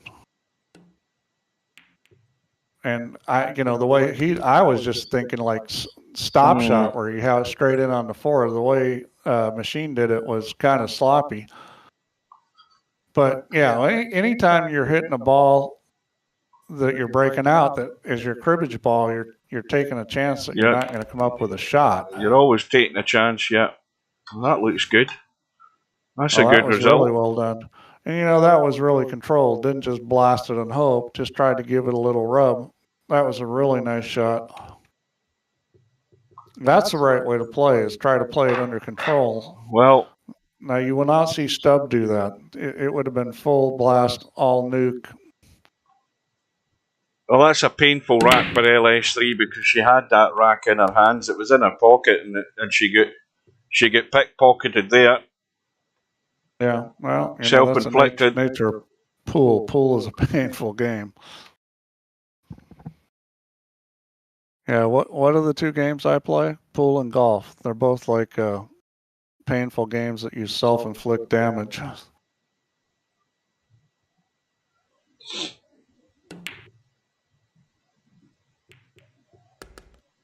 Well, that was a good try, but... well, here we go again.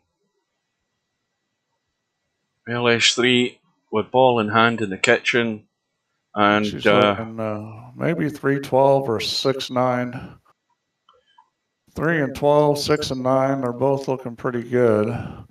She's going to go for the 6-9. And a little funny on this 9 ball. She chose not to move the 5 and 7. And it's looking 14-1 here probably. Or the other way, 1 and 14. So that's the 12 to the right of those 2 balls, is it? Yeah, that's the 12. So 3 balls wide open, 12, not a problem. Well, it's a perfect break ball. Shoot the 14, then shoot the 3, and give yourself an angle on the 12, and use that to break the 5-7 up.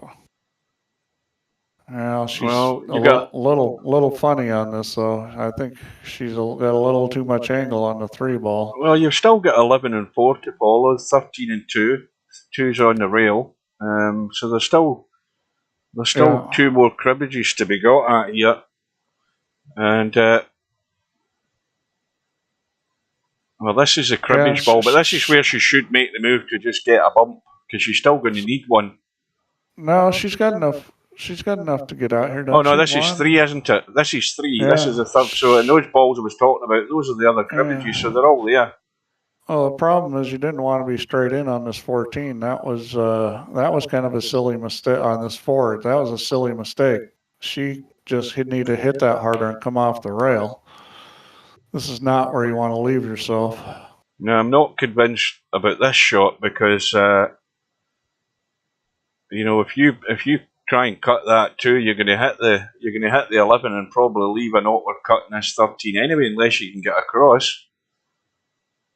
This is just roll the 11 ball in. She's just going to roll this. Oh, she's taking the 11. I thought she was going for the 2. Oh no, she's on the cribbage. Oh, that's the cribbage. Now, see, I'm losing total track here. See, I pay too much attention looking at the table and not looking at the count. Well, she's a little funny here. I think this is a stun over. It looks like she's going to try to go forward.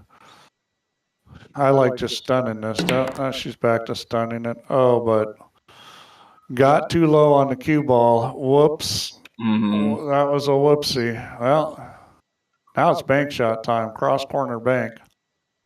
I think she's going to bank this short looking at the aim. It looks like she's going to bank it short to me. Yeah, like that, Steve. Sort of perfect. Sort of freaking perfect. Absolutely perfect. Sweet as a nut, that one. Well, she's made a couple bank shots in this match. I mean, maybe LS3's been practicing banks, you know. I mean, if you can bank in this game, that's a big advantage. Well, that was a beauty there. That was a beauty. Yeah, to tie the match up again. Well, I think you should go and get the coffees on, guys, because I think we're in for a long night.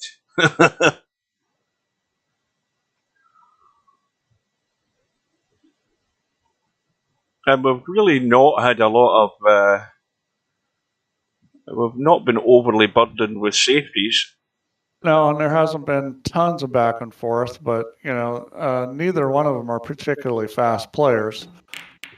You know, they're taking their time and thinking a lot, and it's just it looks like it's going to be a 3-hour match. I don't know what LS3 was thinking there, what the plan was, but there's a 14-1 on to start. There's the 4-11, which is about to go. There is, well, once the 14-1 go, the 12's opened into that corner and the 3's available. Yeah, so, and the 7-8 are out and open. I think the smart thing to do here is to play for the 14-1. As you said, that opens up the table. But now we're going to see how well we control the cue ball. This is a pretty standard shot. That'll do it. And it was well hit. So now the question is what to do with the cue ball. Are you going to run into the 9 ball, or are you just going to try to draw it up? Let's see what we do here. I kind of like running into the 9 ball. You're going to come up with a shot on the 10. They're going to play the not move ball game and go 13-12, which is fine. I mean, if you can run out without moving balls, that's usually better. Yeah, could stun over and shoot the stun it over into the 7 and shoot the 8. I like that option. I like stunning this ball into the 7 and then shooting the 8. This 9 and 10 are a combo. The 13's open. And I didn't like that because that was like try to go through and got the rub, and yeah, all of a sudden that's not good. It looks like it's time for the 3-ball combo on the 10. Well, it's a dicey cut into the side pocket, but the combo's been played. Needs a brush to get on the 5, and he's on the 5. Barely got there. Yeah, barely got there, but got there. Yeah, I think that was not a smart choice when shot to 3. It looks like Machine is going to get away with it. So this should just be, you know, stop shot on the 8 maybe, and if you can stun run it a touch. We're going to leave it long. Roll it. That's probably a better idea. I mean, didn't have to do anything. And then perfect. And that's always better when you can just roll it like that or stop it. As soon as you get in between those, it's harder. Yeah, that. Well, that all came about from LS3's shot that she played. The cue ball ended up in the top corner, but she moving balls about. I don't know what her plan was with the shot she played, but it cost it. Yeah. Yeah, you let either one of these players to the table and they're liable to run out. So it's definitely. She's been reprieved though, Steve. Machines come up dry. Yeah, dry break always hurts. When you spread them out like that and it's dry, it's not good.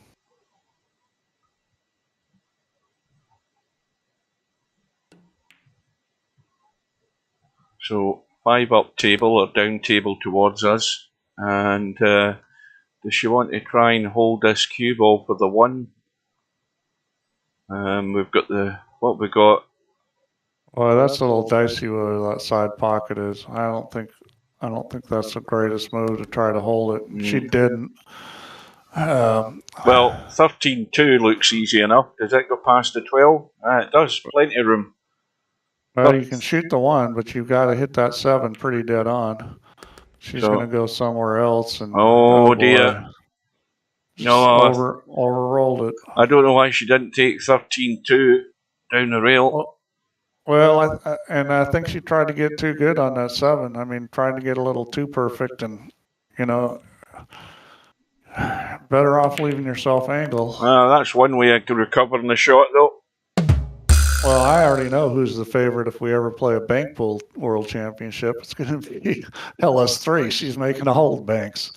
And, that's not a terribly difficult bank. I mean, I don't see players on here shoot it, but it's really not that tough a bank. I mean, well, I think the good thing about it is she made last game, well, the 2-ball, that was a tough bank. See, sometimes in that situation, when you look at that and, LS3 just looked at it and boom, it was in. You spend most of your shot clock studying the table looking for things that aren't really on other than that bank, and she just went for it. Got the reward. Yeah, this is a little tricky. She can shoot the 3-ball here, but, you got to come up with a shot on the 12. Now, may shoot the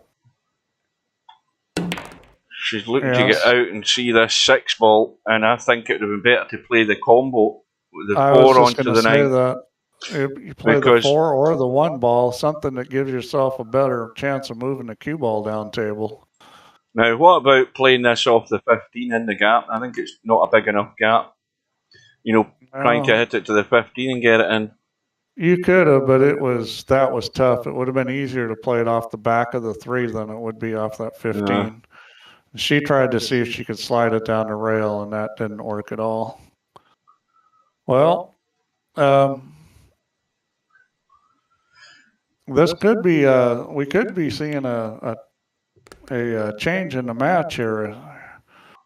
Well, there's been I think the machine not have a 3-1 lead at the start. At the start, yeah. And this will be the first time they're back into possibility of a 2-frame lead, a 2-rack lead. Yeah. Because they're all there. They're all there to be picked off. This is looking like machine will get out here, barring something silly.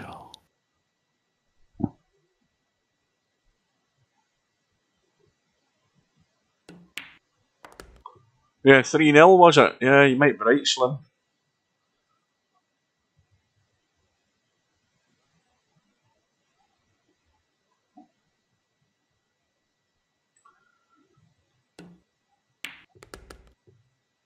Chico says she's doing really well, generally. I'm not sure exactly what that is. That's kind of a wishy-washy statement, Cheeky. But, no, I think she's playing great. I mean, this has been a very good match. Both players have played well. Yeah, it's going to come down to little things in this match. Who makes mistakes, who plays the best strategy, who breaks the best. It's going to be little things. It's not like we're seeing a lot of missed balls.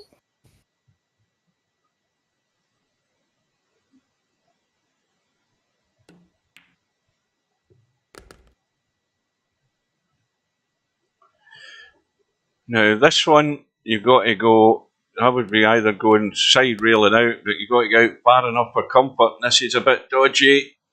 Boy, I just did not not get enough English on that ball. I mean, anywhere with a bit more weight, you're out into the table. You're in. You get the choice of both balls. Now this is tricky. Off the 15 just to hold the line for the 2. Well, it's the same thing we've talked about before. It's like coming up on the wrong side of it. You know, you could easily come out too far and still be fine. You just didn't want to come up short and have that back cut.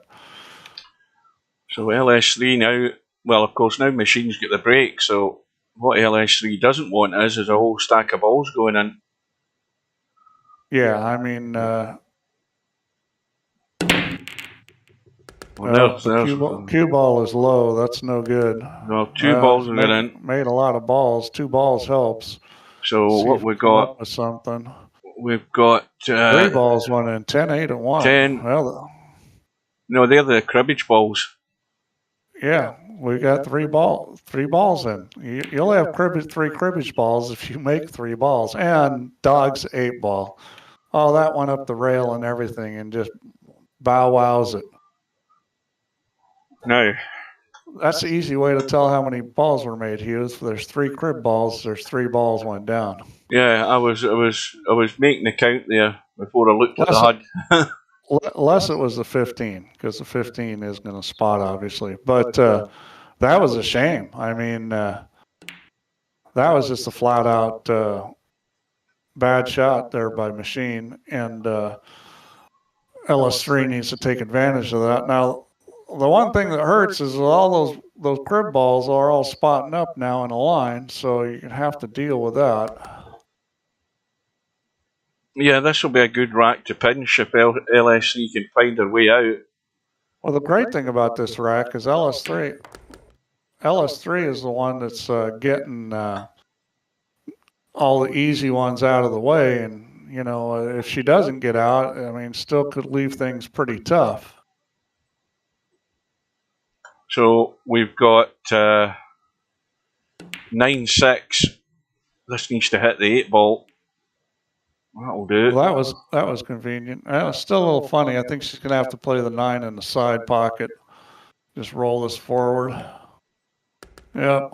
Oh, now you see, to me, again, you know, rolling it forward, but I'd be rolling it forward and leaving it short just to get a little nudge to go for the kill. Well, it's going to be 13 too, and getting to the 2 ball is going to be a little tricky. Well, you know, she took a little chance there, but the reason why she took it, it was going to be hard to get to the 2. Now she's got, I mean, this is straightforward. This is just straight top, and it goes down onto the far side of the 2 ball. You shoot the 2 in the same pocket. You're shooting the 13. You're going to come that way, or is it going to go that way? That's what I'm wondering. She's putting English on it. That was the wrong way. Well, she hit it the wrong way. That was just straight top. That's all you wanted to put on that was straight top and follow it, and it would have come out, looped around, and gone right past that 14 to the other side of the 2 ball. Yeah, because I was looking at the gap. My eyes told me that it was going to, you know, possibly drop through, depending on what she did with the cue ball, which obviously wasn't conducive to getting there at the end of it. That was just a straight top shot. Did not need any English at all.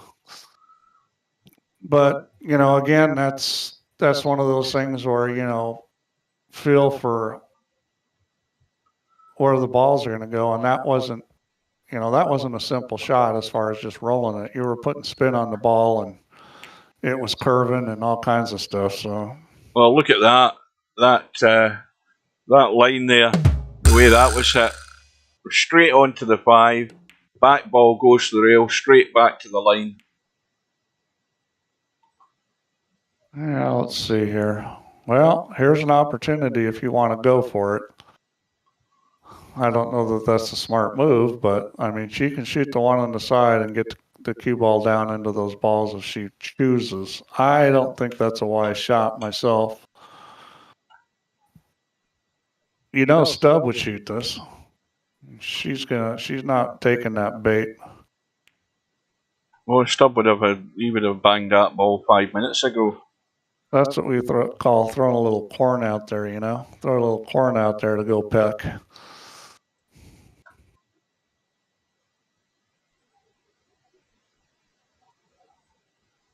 But, you know, I mean, ideally, if you can get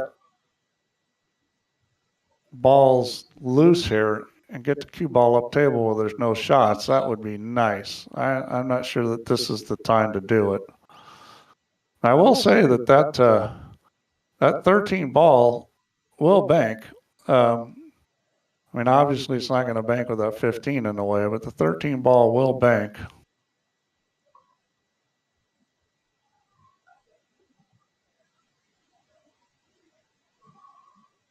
Now, how many players would smack that 2 and try and get into the back of those line of balls? Yeah, that's risky with the 15 there. You have to get on the other side of the 13, and then it's going to rub off and have all those balls blocking it. That's what I would do. That's the right shot. And the reason why that's the right shot is, you know, you just knocked the ball loose. The 10 goes a lot of distance for LS3. Trying to come back down here. If you want to shoot at it, there is a carom on the 10 ball off the 7, but that's a risky shot. You got to know what you're doing to shoot that shot. I see that's not so productive because... I'm surprised she didn't just try and come around the corner and back down into the corner and get distance. Yeah. Well, you know, she doesn't want to sell out. That's one thing. I mean, I'd just make this 15 ball and take the cue ball up table. That's what I would have done. Shoot the 15, spin the cue ball up table, and try to freeze it on the end rail.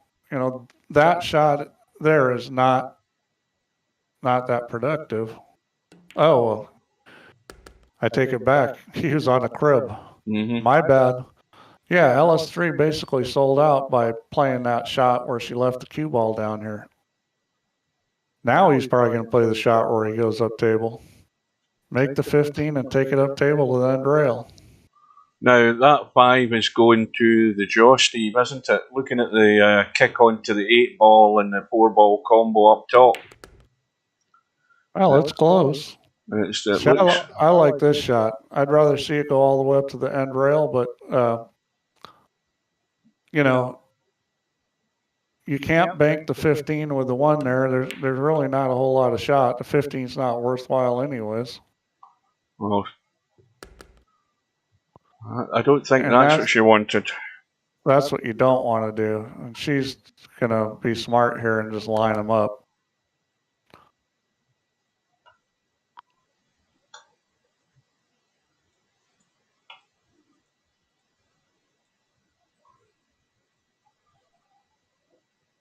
Now Machine's considering the options. Well, there's some interesting shots here. I mean, if you're playing 1 pocket, the shot is, you know, a 2-rail shot into the side of the balls and shove them all over to one side. But this isn't 1 pocket. You know, if you're going to do that, you best make sure you're not giving up a shot. That's a good play other than the fact that the cue ball's not on the end rail.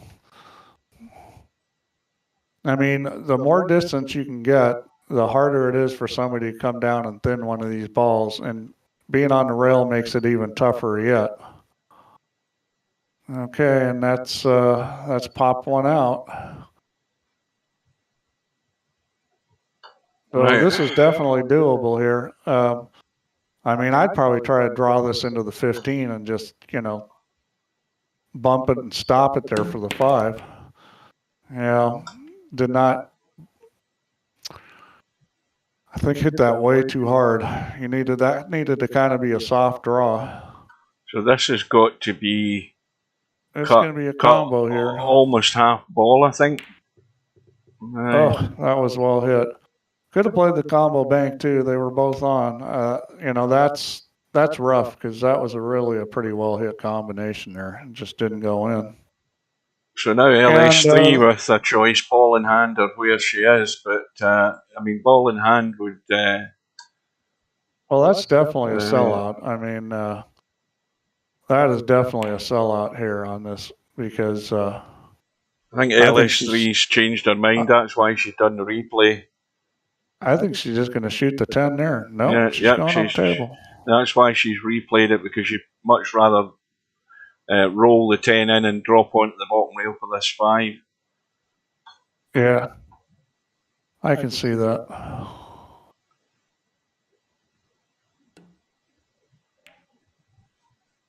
I would have liked an angle on this 5. What's she on? She's on what, 3 cribbages? This will be the 4th. This puts her on 4, and you know, I don't think those balls go. Well, they do now. Got the hit. Job done. Back to within 1. Yeah. That's another match that looks like it's going right down to the end.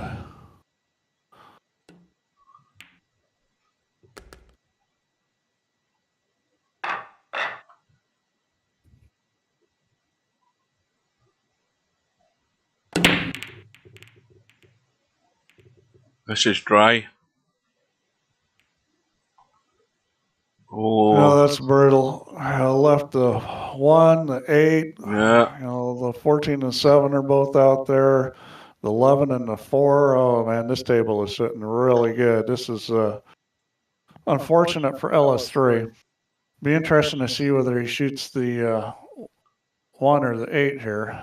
Looking like might shoot the 12. No, could shoot the 12. I think it's going to be the 1 ball. I like this shot. Boy, I really underhit that. Well, everything's still okay with this rack. What you don't want to do is baby this and end up scratching. Yeah, just making sure you get a bit of bottom on it to avoid the track of that cue ball going to that corner pocket. Yep. So probably 4-11 and then maybe 8-7. I mean, 12-3 is certainly available if you get right on the 12. So I mean, this rack should be done. I mean, 2 and 13 are easy. Yeah, 5 and 10 is going to be after the 8's out of there. This is pretty simple. Yep, looks okay. Is Machine going to hold his nerve to regain his 2-rack lead?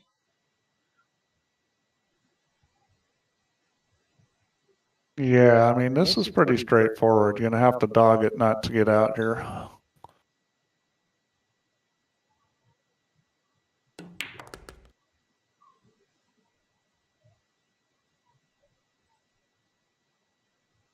Yeah, looking at playing the 3 ball, I think, which is fine.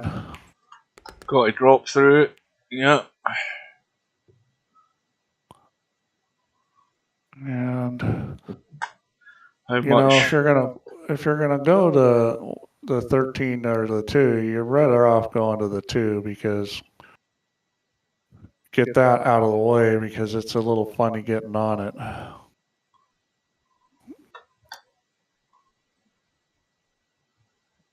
Let's see what he decides to do here. You just don't want to bunt this. Looks like I can come back for the 7-8. Yeah, and that's fine. I mean, just roll this or stun it. 7-8, 10-5, I think, is order of the day. Well, that was silliness. I don't know why. All you needed to do was a soft stun and, you know, not move the cue ball more than a few inches. Yeah, well. And instead tried to slide it over and end up hooking. That's one that's got away there. LS3 got to punish that. Yeah, that was a gift there. And that wasn't well played at all. And what's more, everything's there. So this will be a fail if LS3 can't see it through it. They're all good. Yeah, she's got to get 5 cribbages, but the table is sitting good.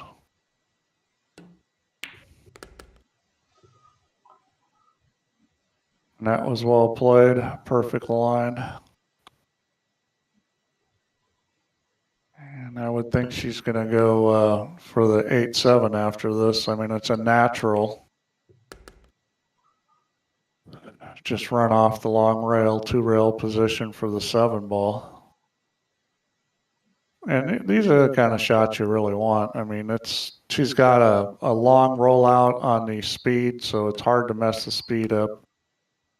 I want to get to about there. Yeah, that's perfect. And this is interesting here. I mean, I would just roll this and bump the 6 towards the pocket. I think you're going to come up with a shot on the 6 where you can get to the 9. I would not hit this hard. I would just roll this. Just a gentle little nudge. Yeah. And then 6-9. And then probably 5-10 or 10-5. And then we get the 15 ball. Oh boy, that's not good. I mean, that was just not hit the right way. You need to put some English on that. Hold the ball. She's still fine. 15 will hold the line anyway, so I think she's fine. Just to brush the 15, so.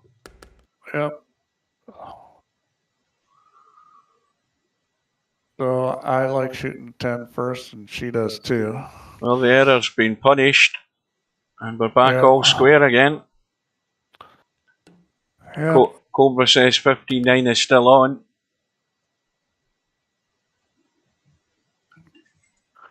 Boy. Well, guys, you got to be woofing at Cobra for a bet on that. Yep. I think what we're basically saying is somebody's falling apart between now and the end of the match. I don't see a great deal of sign of that happening. No. I mean, they're both making some mistakes, but not a lot. I mean, well, now there's a mistake. There's a commentator's curse. Yeah, I didn't see how she hit it, but that usually happens when you get a bunch of the head ball and it skips into the second ball. I'm too late for it. I thought I would catch it, but I'm too late. Yeah, it probably got a lot of head ball on that. Oh, this is ugly. Look at this mess here. Yeah, well, that's the problem with the side break, especially when it's not hit well. It's so one cribbage there wide open, 8 ball onto the 7. So this has got to come back up now. A lot of right English to come back up this right side, avoid running into anything. Certainly going to be. Could have gone 8 to the 7 and avoided that. Of course, this way you get to get into the meat here of the 4 ball and maybe move some balls. Yeah, that was the problem with that, is that it was looking like it was going to hit it pretty direct on. Well, there's a target to get to, Steve. You just, you cut the 13 in bit of left English and run into the 14 and the 6. You can get over there. There's a lot of left. Well, don't run past the 11, though. Oh. Yeah, well done. And 11 ball still goes, so you can play the 2 to the 4 to the 11. I mean, 11 ball is still on. And, that 3-12 is sitting good. You can make that 12. Hit the 3 first, make the 12, and then shoot the 3 down in the corner. She may do that right now. It's sitting really good to do it. Yeah, that's an odds-on certainty, that one, because the 5 makes it a big pocket as well, so you only have to brush it in. I'd shoot it right now. She's at the perfect angle. Just brush the 3 ball lightly, and she didn't do it. And it's you're not always going to be at that perfect angle on that shot, and that shot is not so on if you're not at the right angle. And she's picking off all these other easy ones. Well, yeah, a little funny here. May have to go back and forth. Well, this is not quite as straightforward now, but she can get the 12 and off the 5, stay for the 3 in the side. Yep. Well, she certainly is not panicking. You know, she's kept her wits about her, and that's important in these kind of matches because you start losing your head, and then you start making silly mistakes, and then you lose. I certainly know how to do that. Yeah, we haven't quite made our mind up whether Machine is a he or a she. We're just calling everybody she in this match.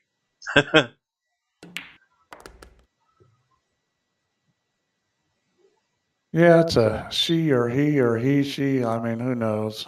Now, does anybody remember if LS3 ever got in front in this match? Because I don't recall it.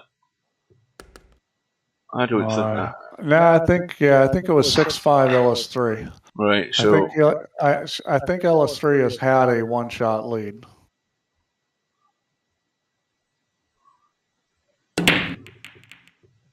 All right. Well, I mean, got a ball on the break. The rack is not terrible. I mean, problem is no shot on the 2-ball, and you know, the balls do not spread great, and the cue ball is also not in the center of the table, although in this case that wouldn't do them any good. Well, kick this off the 4-ball. That's a shot. Kick the 2-ball into the 4 and in. And why I'm saying that, because I think it's actually an easier shot. I think the pocket's actually bigger with the kick carom than it was kicking it straight in. But no matter, that isn't happening. Well, LS3's got work to do here because it's an opportunity, and she's trailing by 1 and wants to keep in touch. Well, we know what to call One Pocket Slim next match he plays on the stream. He's letting us know what his pronouns are.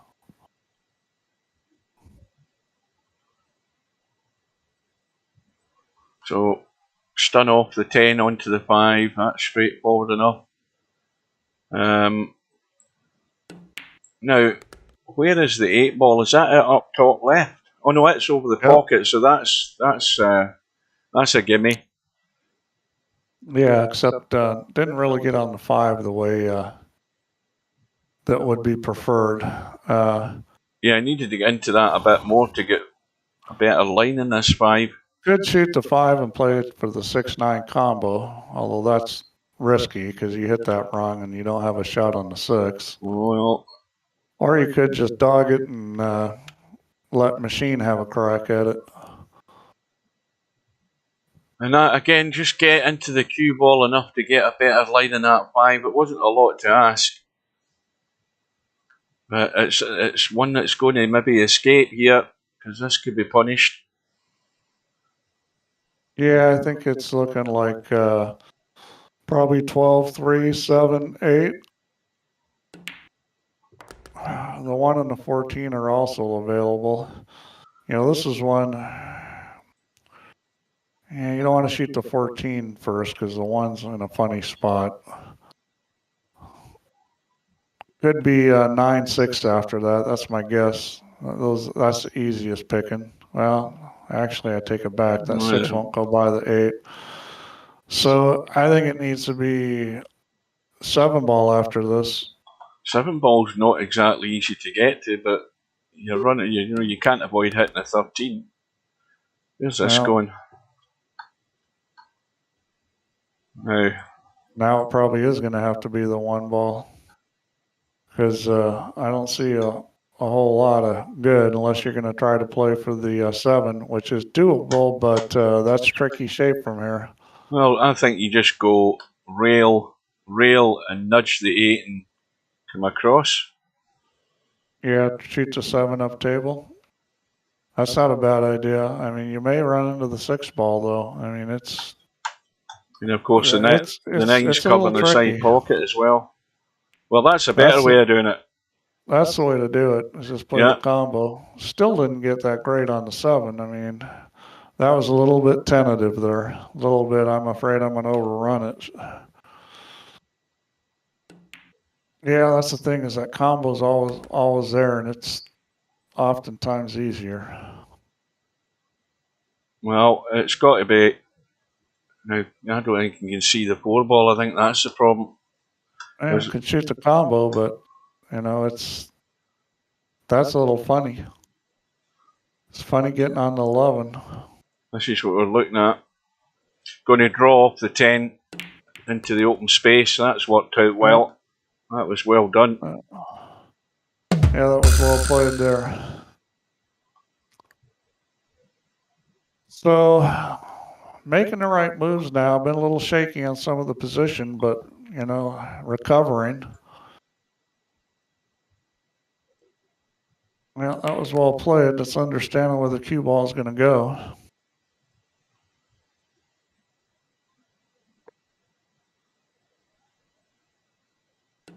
Well, we are, just on 2 hours for this match.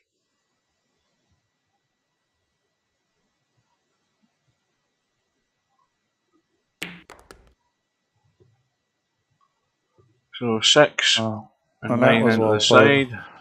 Now this is that shot where, really all you have to do is hit this with top because it's going to loop.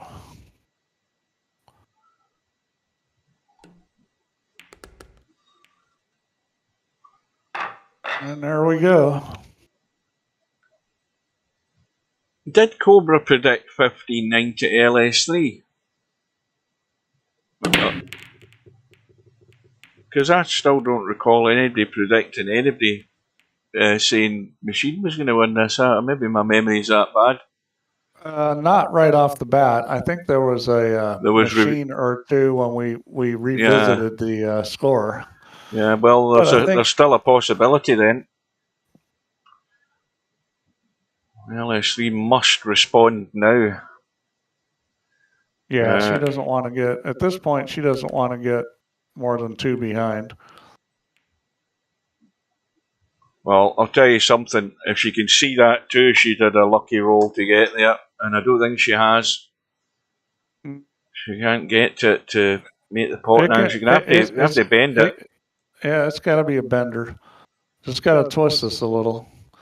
And, it would be a little easier if she was closer to the 6 ball. This shot's a little tricky. She could try to shoot the bank shot, though, and that's what she's going to do. That worked. Bingo. Oh, dear. Just lost the cue ball. Well, that's too bad because she hit a very nice shot. Yeah, she got to know where Whitey's going. Yeah, that might be a sore one to take by the end of this visit.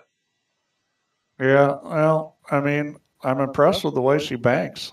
I don't think she's missed a bank she shot at so far. Yeah, played them well. That was unlucky, but it's things like that can start putting nails into your coffin.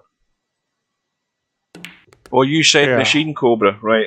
I'll give you the benefit of the doubt while I'm having a drink. Well, I think she may be getting a reprieve here this year. Well, what's he done here? Yeah, he's got himself funny here. Gonna have to play a shot here. Well, that was well played. Yeah, that was hit perfect. You couldn't hit any better. So I'm thinking maybe 3-12 after this or 9-6. 9-6 is the easiest pickings. Well, 7-8-2. He's got 3 cribbages sitting out in the open. 3-12 is probably the hardest one. Just because of where the 12 ball's at. I think we're going to do 7-8, and my guess is 9-6. Or 6-9, either way. So 12's at the back of the bunch. Yeah, what I would do here is I would go 7 and then 9 and 6. I'd leave myself an angle on the 6 where I could go 3 rails to get on the 12 ball. Because I think shooting a 12 first is a good idea, but let's see what we do here. Not looking like we're going to play that angle.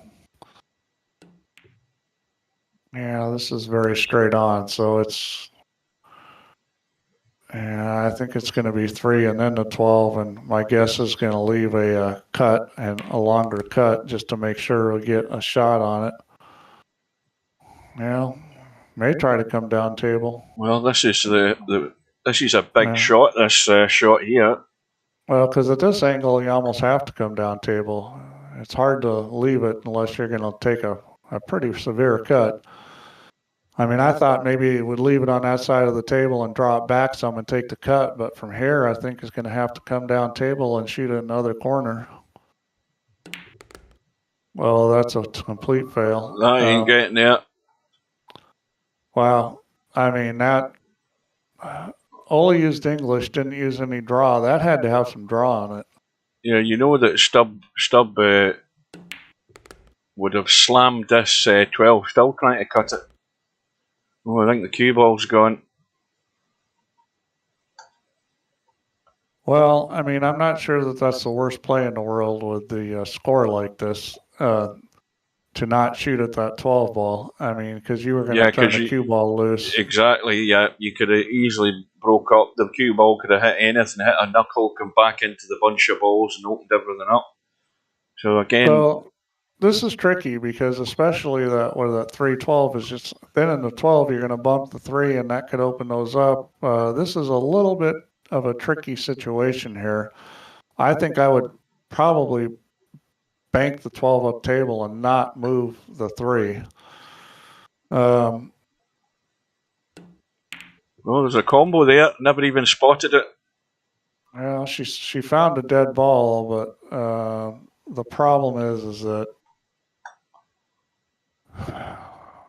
I don't know if she expected that to come apart or not. I didn't look at it, so I couldn't tell whether there was a way to hit it to get it apart. I mean, obviously it didn't. So this is pretty much, this is all you can do, what she just did there. Because, and, you know, unfortunately, she's got the 3 ball out there where that will go. I mean, this is a pretty easy cribbage here. Just slide this ball over. Now, he's going to go forward, which is fine. I like that. Well, now we're doing something different. I don't think that's quite as easy as you're talking about, Steve.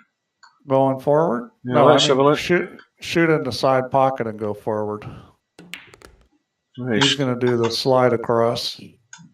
That's yeah, fine that's too. perfect. Yeah, I wasn't convinced about going forward down the other side, but getting that side is, you played it perfect. No, I was always thinking that side. Oh, that side, right.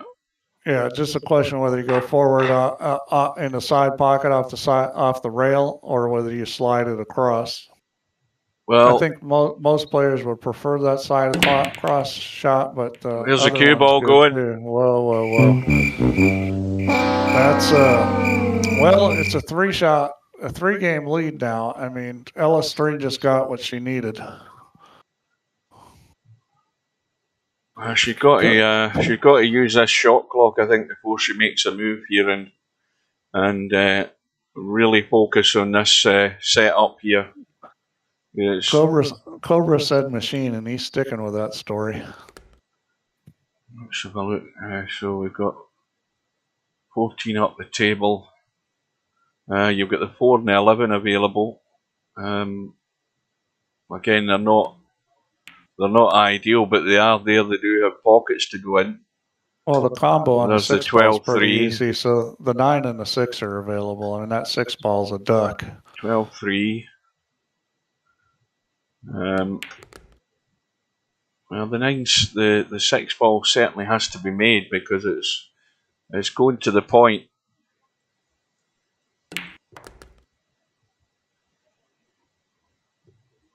Boy, I don't like this. This is not where you wanted to put the cue ball. See, I would have just stayed out there and played for the combo on the 6 and got that all cleared up. Looks like she's got a shot on the 10, so she's okay.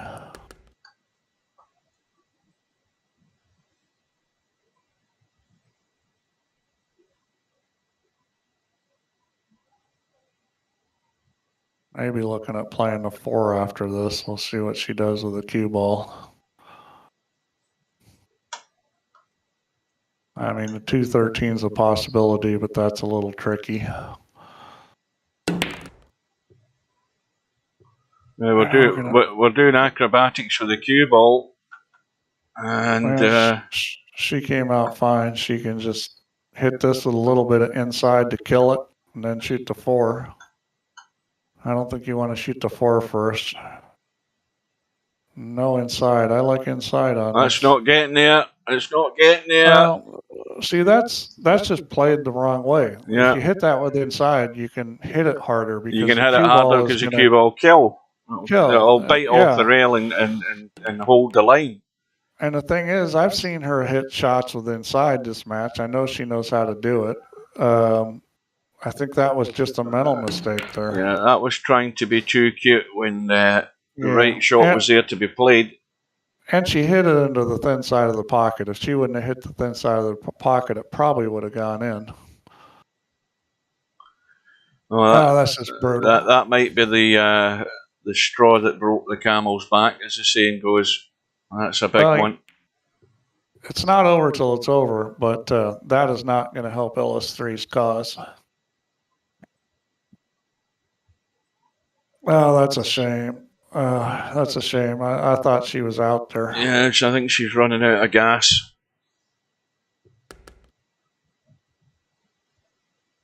Well, I think you need to move into the future, Hugh, and say that she's just about out of charge. Yeah, well, yeah. And, well, she's out of charge, and the problem is there are no charging points nearby, I don't think, either. Yeah, and this is pretty simple. 2 ball, 9 ball, 6 ball. Want to just stop this, maybe pull it back a touch, leave a little angle, just like that, and then come off the end rail and down the side rail. That was it perfect. If I was looking for angle on the shot, this is the one I would want. Simple enough. But I would have hit that harder. I would have got inside a bit more to take myself well away from that 15 ball. Well, all you had to do is hit that harder with the top. I mean, I think I see a lot of hesitation with players sometimes because they're just not quite sure what the cue ball is going to do. I mean, you could have hit that with the more top you hit that with, the more it's going to want to go to the side rail. You know, speed wasn't really an issue there. So it's a 4 rack gap, and it's a big ask now for LS3. Especially if Machine gets something off the break here. It's triple now. It's 6 to 2. When you're getting into 3x territory, it's hard to win. Well, the ball's gone. And we're coming up with a shot. Now, what went? The 12 is gone. No, the 12 is the cribbage ball. Oh, the 3's gone, sorry. The 3's gone, yeah. Yeah, I mean, this is a reasonable shot. I mean, it's missable, but it's a reasonable shot to come up with. Oh, it hit it beautifully. And, you know, that was good pace because you hit that a little easier and the cue ball comes up short and you overcut that. That was really well hit. So here's a 13-10 combo. The 5's in the open if you need it. Yeah, could shoot the 5 right now if it wants to.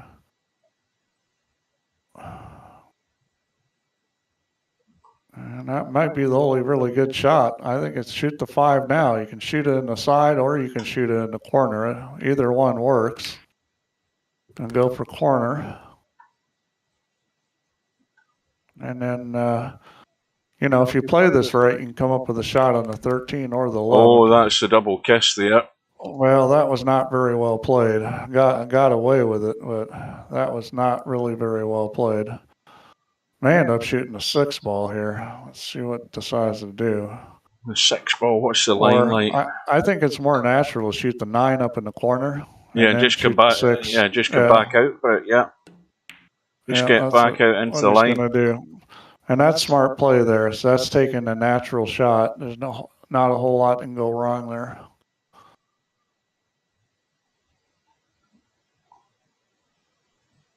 So the 8 and 7 are still free. 4 and 11 are available.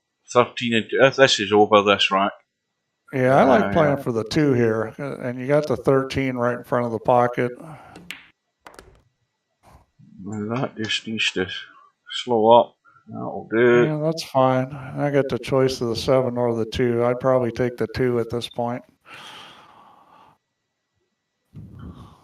And then maybe 11-4. I mean, you know, there's so many balls that are wide open. This is,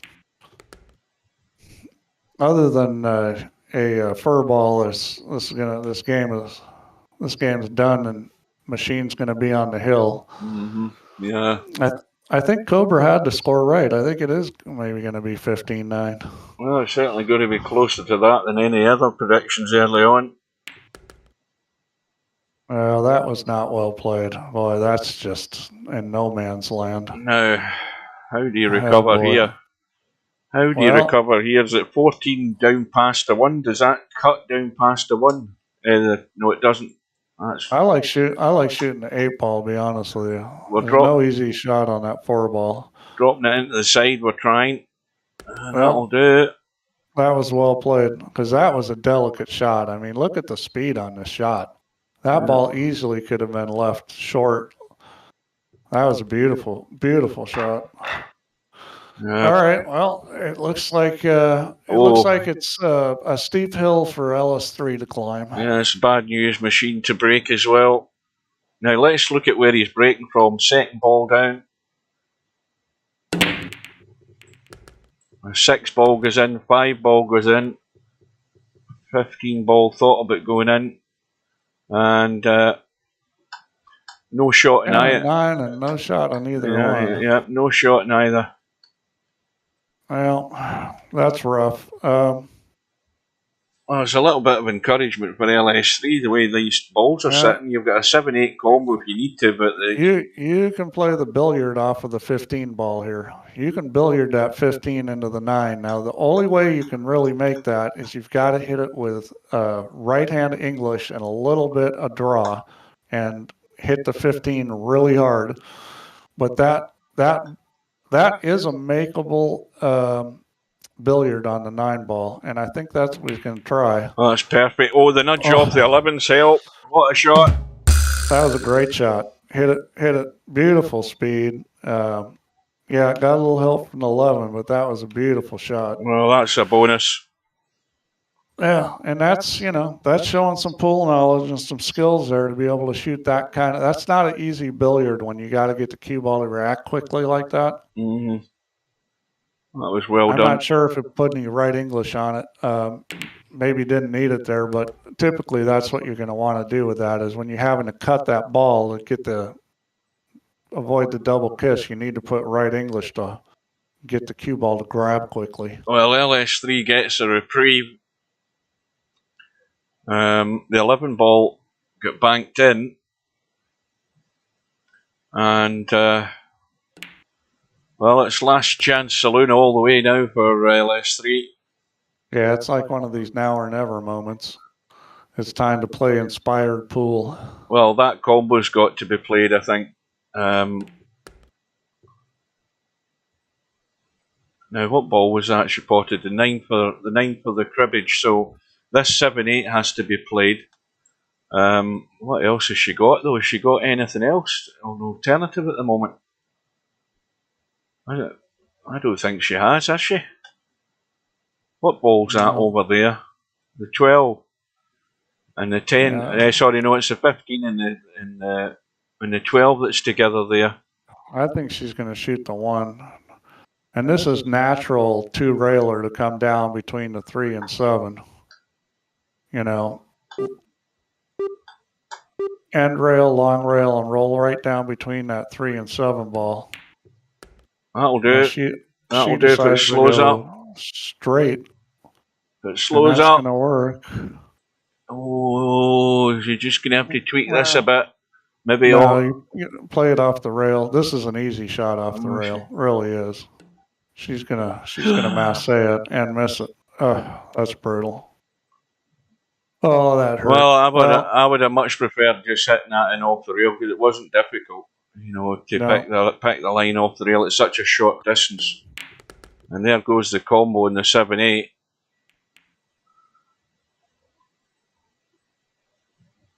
Now that might it's a possibility it could have been her last shot. Well, you know, it's never over until it's over. I mean, I've come back in tournaments down 8-0 in a race to 9, and I've won. I mean, it's always possible, especially with winner's break. Now, in this cribbage, it's a little more difficult because making a ball and coming up with a cribbage is not, something you can do every time. I thought Machine was seriously thinking about slamming the 12 onto the 14 and breaking into this bunch because the angle's there to do it. The angle's there, taking a big risk. Taking a big risk. Yeah, let's see if we got a shot on this. It does bank. It's real tight, but I think it will go. The bank shot will go in. Well, it'll go in if it finds a line to the rail behind the back of the 4. Now, what the hell went in there? No, I mean, it would have gone in. You could have banked that, and it could have gone in. It would have hit the rail just outside the pocket, and end rail just outside the pocket. There was a line there. It was very tight. But he didn't even look at that. I'm not, sure what he's trying to do. But if he's trying to get the ball to follow in, that was a tough ask. I've never heard of that one, Slim. I've heard of the, it's not over till it's over, but I don't recall ever hearing that one about. He also used to say it's starting to get late early.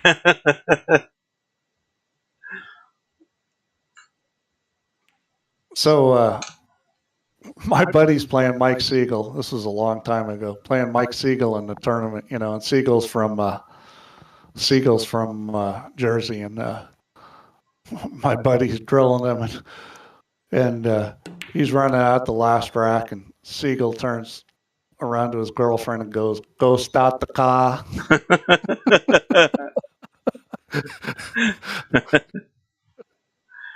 You're going home. Oh, this might go ugly. Oh, I thought you were going to brush off that scratch there. Well, it's a chance to rescue one rack here. Hey, one at a time. That's all you can do. That's all you can do. One at a time. Just you got to keep the faith. You got to believe that you can come back. I mean, this is what heart is. I don't know what any of you guys have ever heard about heart, but heart's ability when you're down is to hang in there and come back and win. Mm-hmm. Well, you might not win, but it's still about hanging in there and never giving up. You've got to play your heart out. But the true meaning of that, having a lot of heart, is coming back and winning.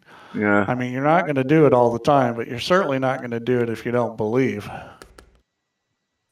All right, she needs a good break here, and this is where the break starts becoming really important because you can't afford to give up easy tables. Well, we've had a ball go in. Certainly one has gone in. Oh boy! Well, and she's lost the cue ball, and what was it? It was 14. So this is going to be rough. She's got a combo 11-1. She's got a combo with a 5-1, and she's got an alley to bank. Yeah. So that's what, 5 for 5 on bank shots for LS3? Pretty much, I think, yeah. Yeah, I didn't realize that alley was open, but yeah, that's, I think we ought to do a bank championship because I think LS3 is the favorite. I mean, that's not an easy bank. I mean, it's not a what I would call a really super difficult bank, but that is no gimme, because you're cutting the ball back. So you're having to fight the throw a little. You've got to cut that a little more. I mean, that was... Oh, there he is. There he is. The guys can't see it in the chat because I've got it covered up, but you know who's arrived in the room. Now, what the hell was that? It was a little stub. You've got to have that. It wouldn't be a... Oh, it was the companion ball wasn't there then. I was too busy reading what he was reading. Writing. Yeah. The usual. Semi says, I think the score is harsh. She's played superb. Well, I think she has Yeah, played really well. It's just there's been some little things, I mean, you got to give credit to Machine. I think it's subtle, just experience things, pool things. He's just been a little more savvy because I think they've both, run balls well.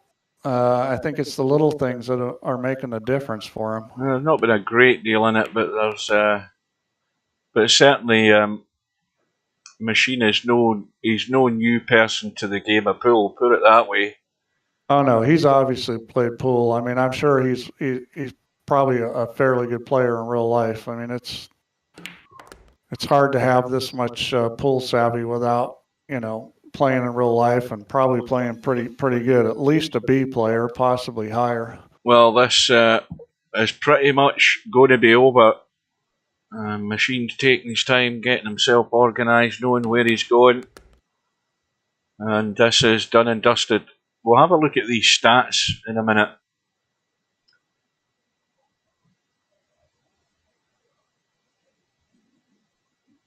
Yeah, I think we are going to see some break and run out stats here. I don't know how many there's been. I've been keeping count, but I know they've both done it. Well, one of them's at least got 3. I would say that one of them's at least tying the top for runouts from the break. There only is one. I think that's Slim, who's on 3.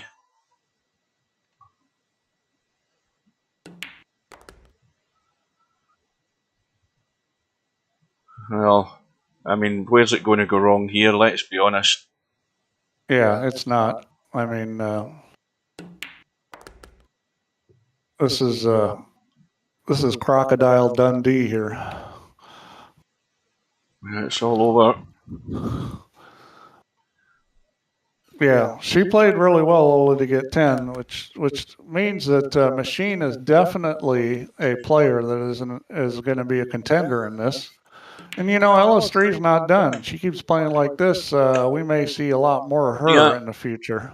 Yeah, because it's double elimination, remember? So it's a long way to go. So well done to Machine, whoever you are. 15 racks to 10. And it was how long did that last? 2 hours and 26 minutes. So that's not bad, considering the straight pool tournament that we had. Let's have a look at these stats. I'll do a quick refresh. And Cheeky Chico, I'm playing LS3 next. Yeah, you better practice up, Cheeky Chico, because she's playing well. Well, it's actually not as good as we thought it was. Both of them get 2 each. Slim's still in the lead. I thought there was more than that. But Machine and Slim are both exactly 1 ball in the break. What else do we look at? Yeah, I mean, obviously the break was a little better for Machine than it was for LS3. Now that's Sylvia's at the top. Let's just adjust that. Sylvia's at the top with Cribbage's made. But Cribbage's attempted, I think, is the... Let's do that one. That's going the wrong way. Hang on to get rid of this NAND thing. You want to do Cribbage's completed. That's the stat you want to look at. Well, Cribbage's completed. Sylvia's had 145 attempts at Cribbage's. But look at Machine and look at One Pocket Slim. They're both in the 80s. Yeah. And that's going to make a difference because that incomplete Cribbage's is, that's a telling stat there. Yeah. And, LS3 was close at 78, but... And that match with Sylvia and Baxter, both of them in 60-odd%. Well, Sylvia slightly better, 64. So this is going to take shape the more matches get played, particularly tomorrow night. And who won each one of these matches? So Sylvia beat Bankster. Yeah. And then Slim beat Clarkey. Yeah. And so far what we're seeing is if you've got the higher Cribbage's completed percentage, you're winning the match. And it'll be interesting to see if that holds true through this tournament. Yeah, the interesting thing is Clarkey got 104 Cribbage's attempted. He had 4 more than Slim. And but out of that, he got 83, whereas Slim had 4 less. He had 100, but LS3's in the chat. Good playing, LS3. You played well. There's not a lot in that between Slim and Matt when you look at that, but the big difference is in the completed. And again, there's only a percentage point in it, roughly. You know, there's very little in that match between Slim and Matt. So yeah, unlucky to LS3. It was going well there, and then I wouldn't say anybody came off the rails, but it just got away from me at the end of the day. So, but you live to fight again. There's still the one lost side. Yep. Let's have a look at this page. Right, well, we've now got 2 matches confirmed now. We have the match between Albinario and Stubb, Wheel Pulling Power, tomorrow night at 9 PM, British Summer Time. And then on the Sunday, which is my last day before I go back to work, we have the match between Cobra and Bedhead at 7 PM this Sunday coming. So I'll be there for that one. So there's 2 great matches in the schedule to look forward to, none more so than the one tomorrow night. That's going to be entertaining in some ways than others, between Albinario, who's calculated, who's deliberate, and Stubb, who, well, he'll do Stubb stuff, and we'll hopefully enjoy it. So, not unless you want to say anything else, Steve, I'm going to call it quits for the night. Nope.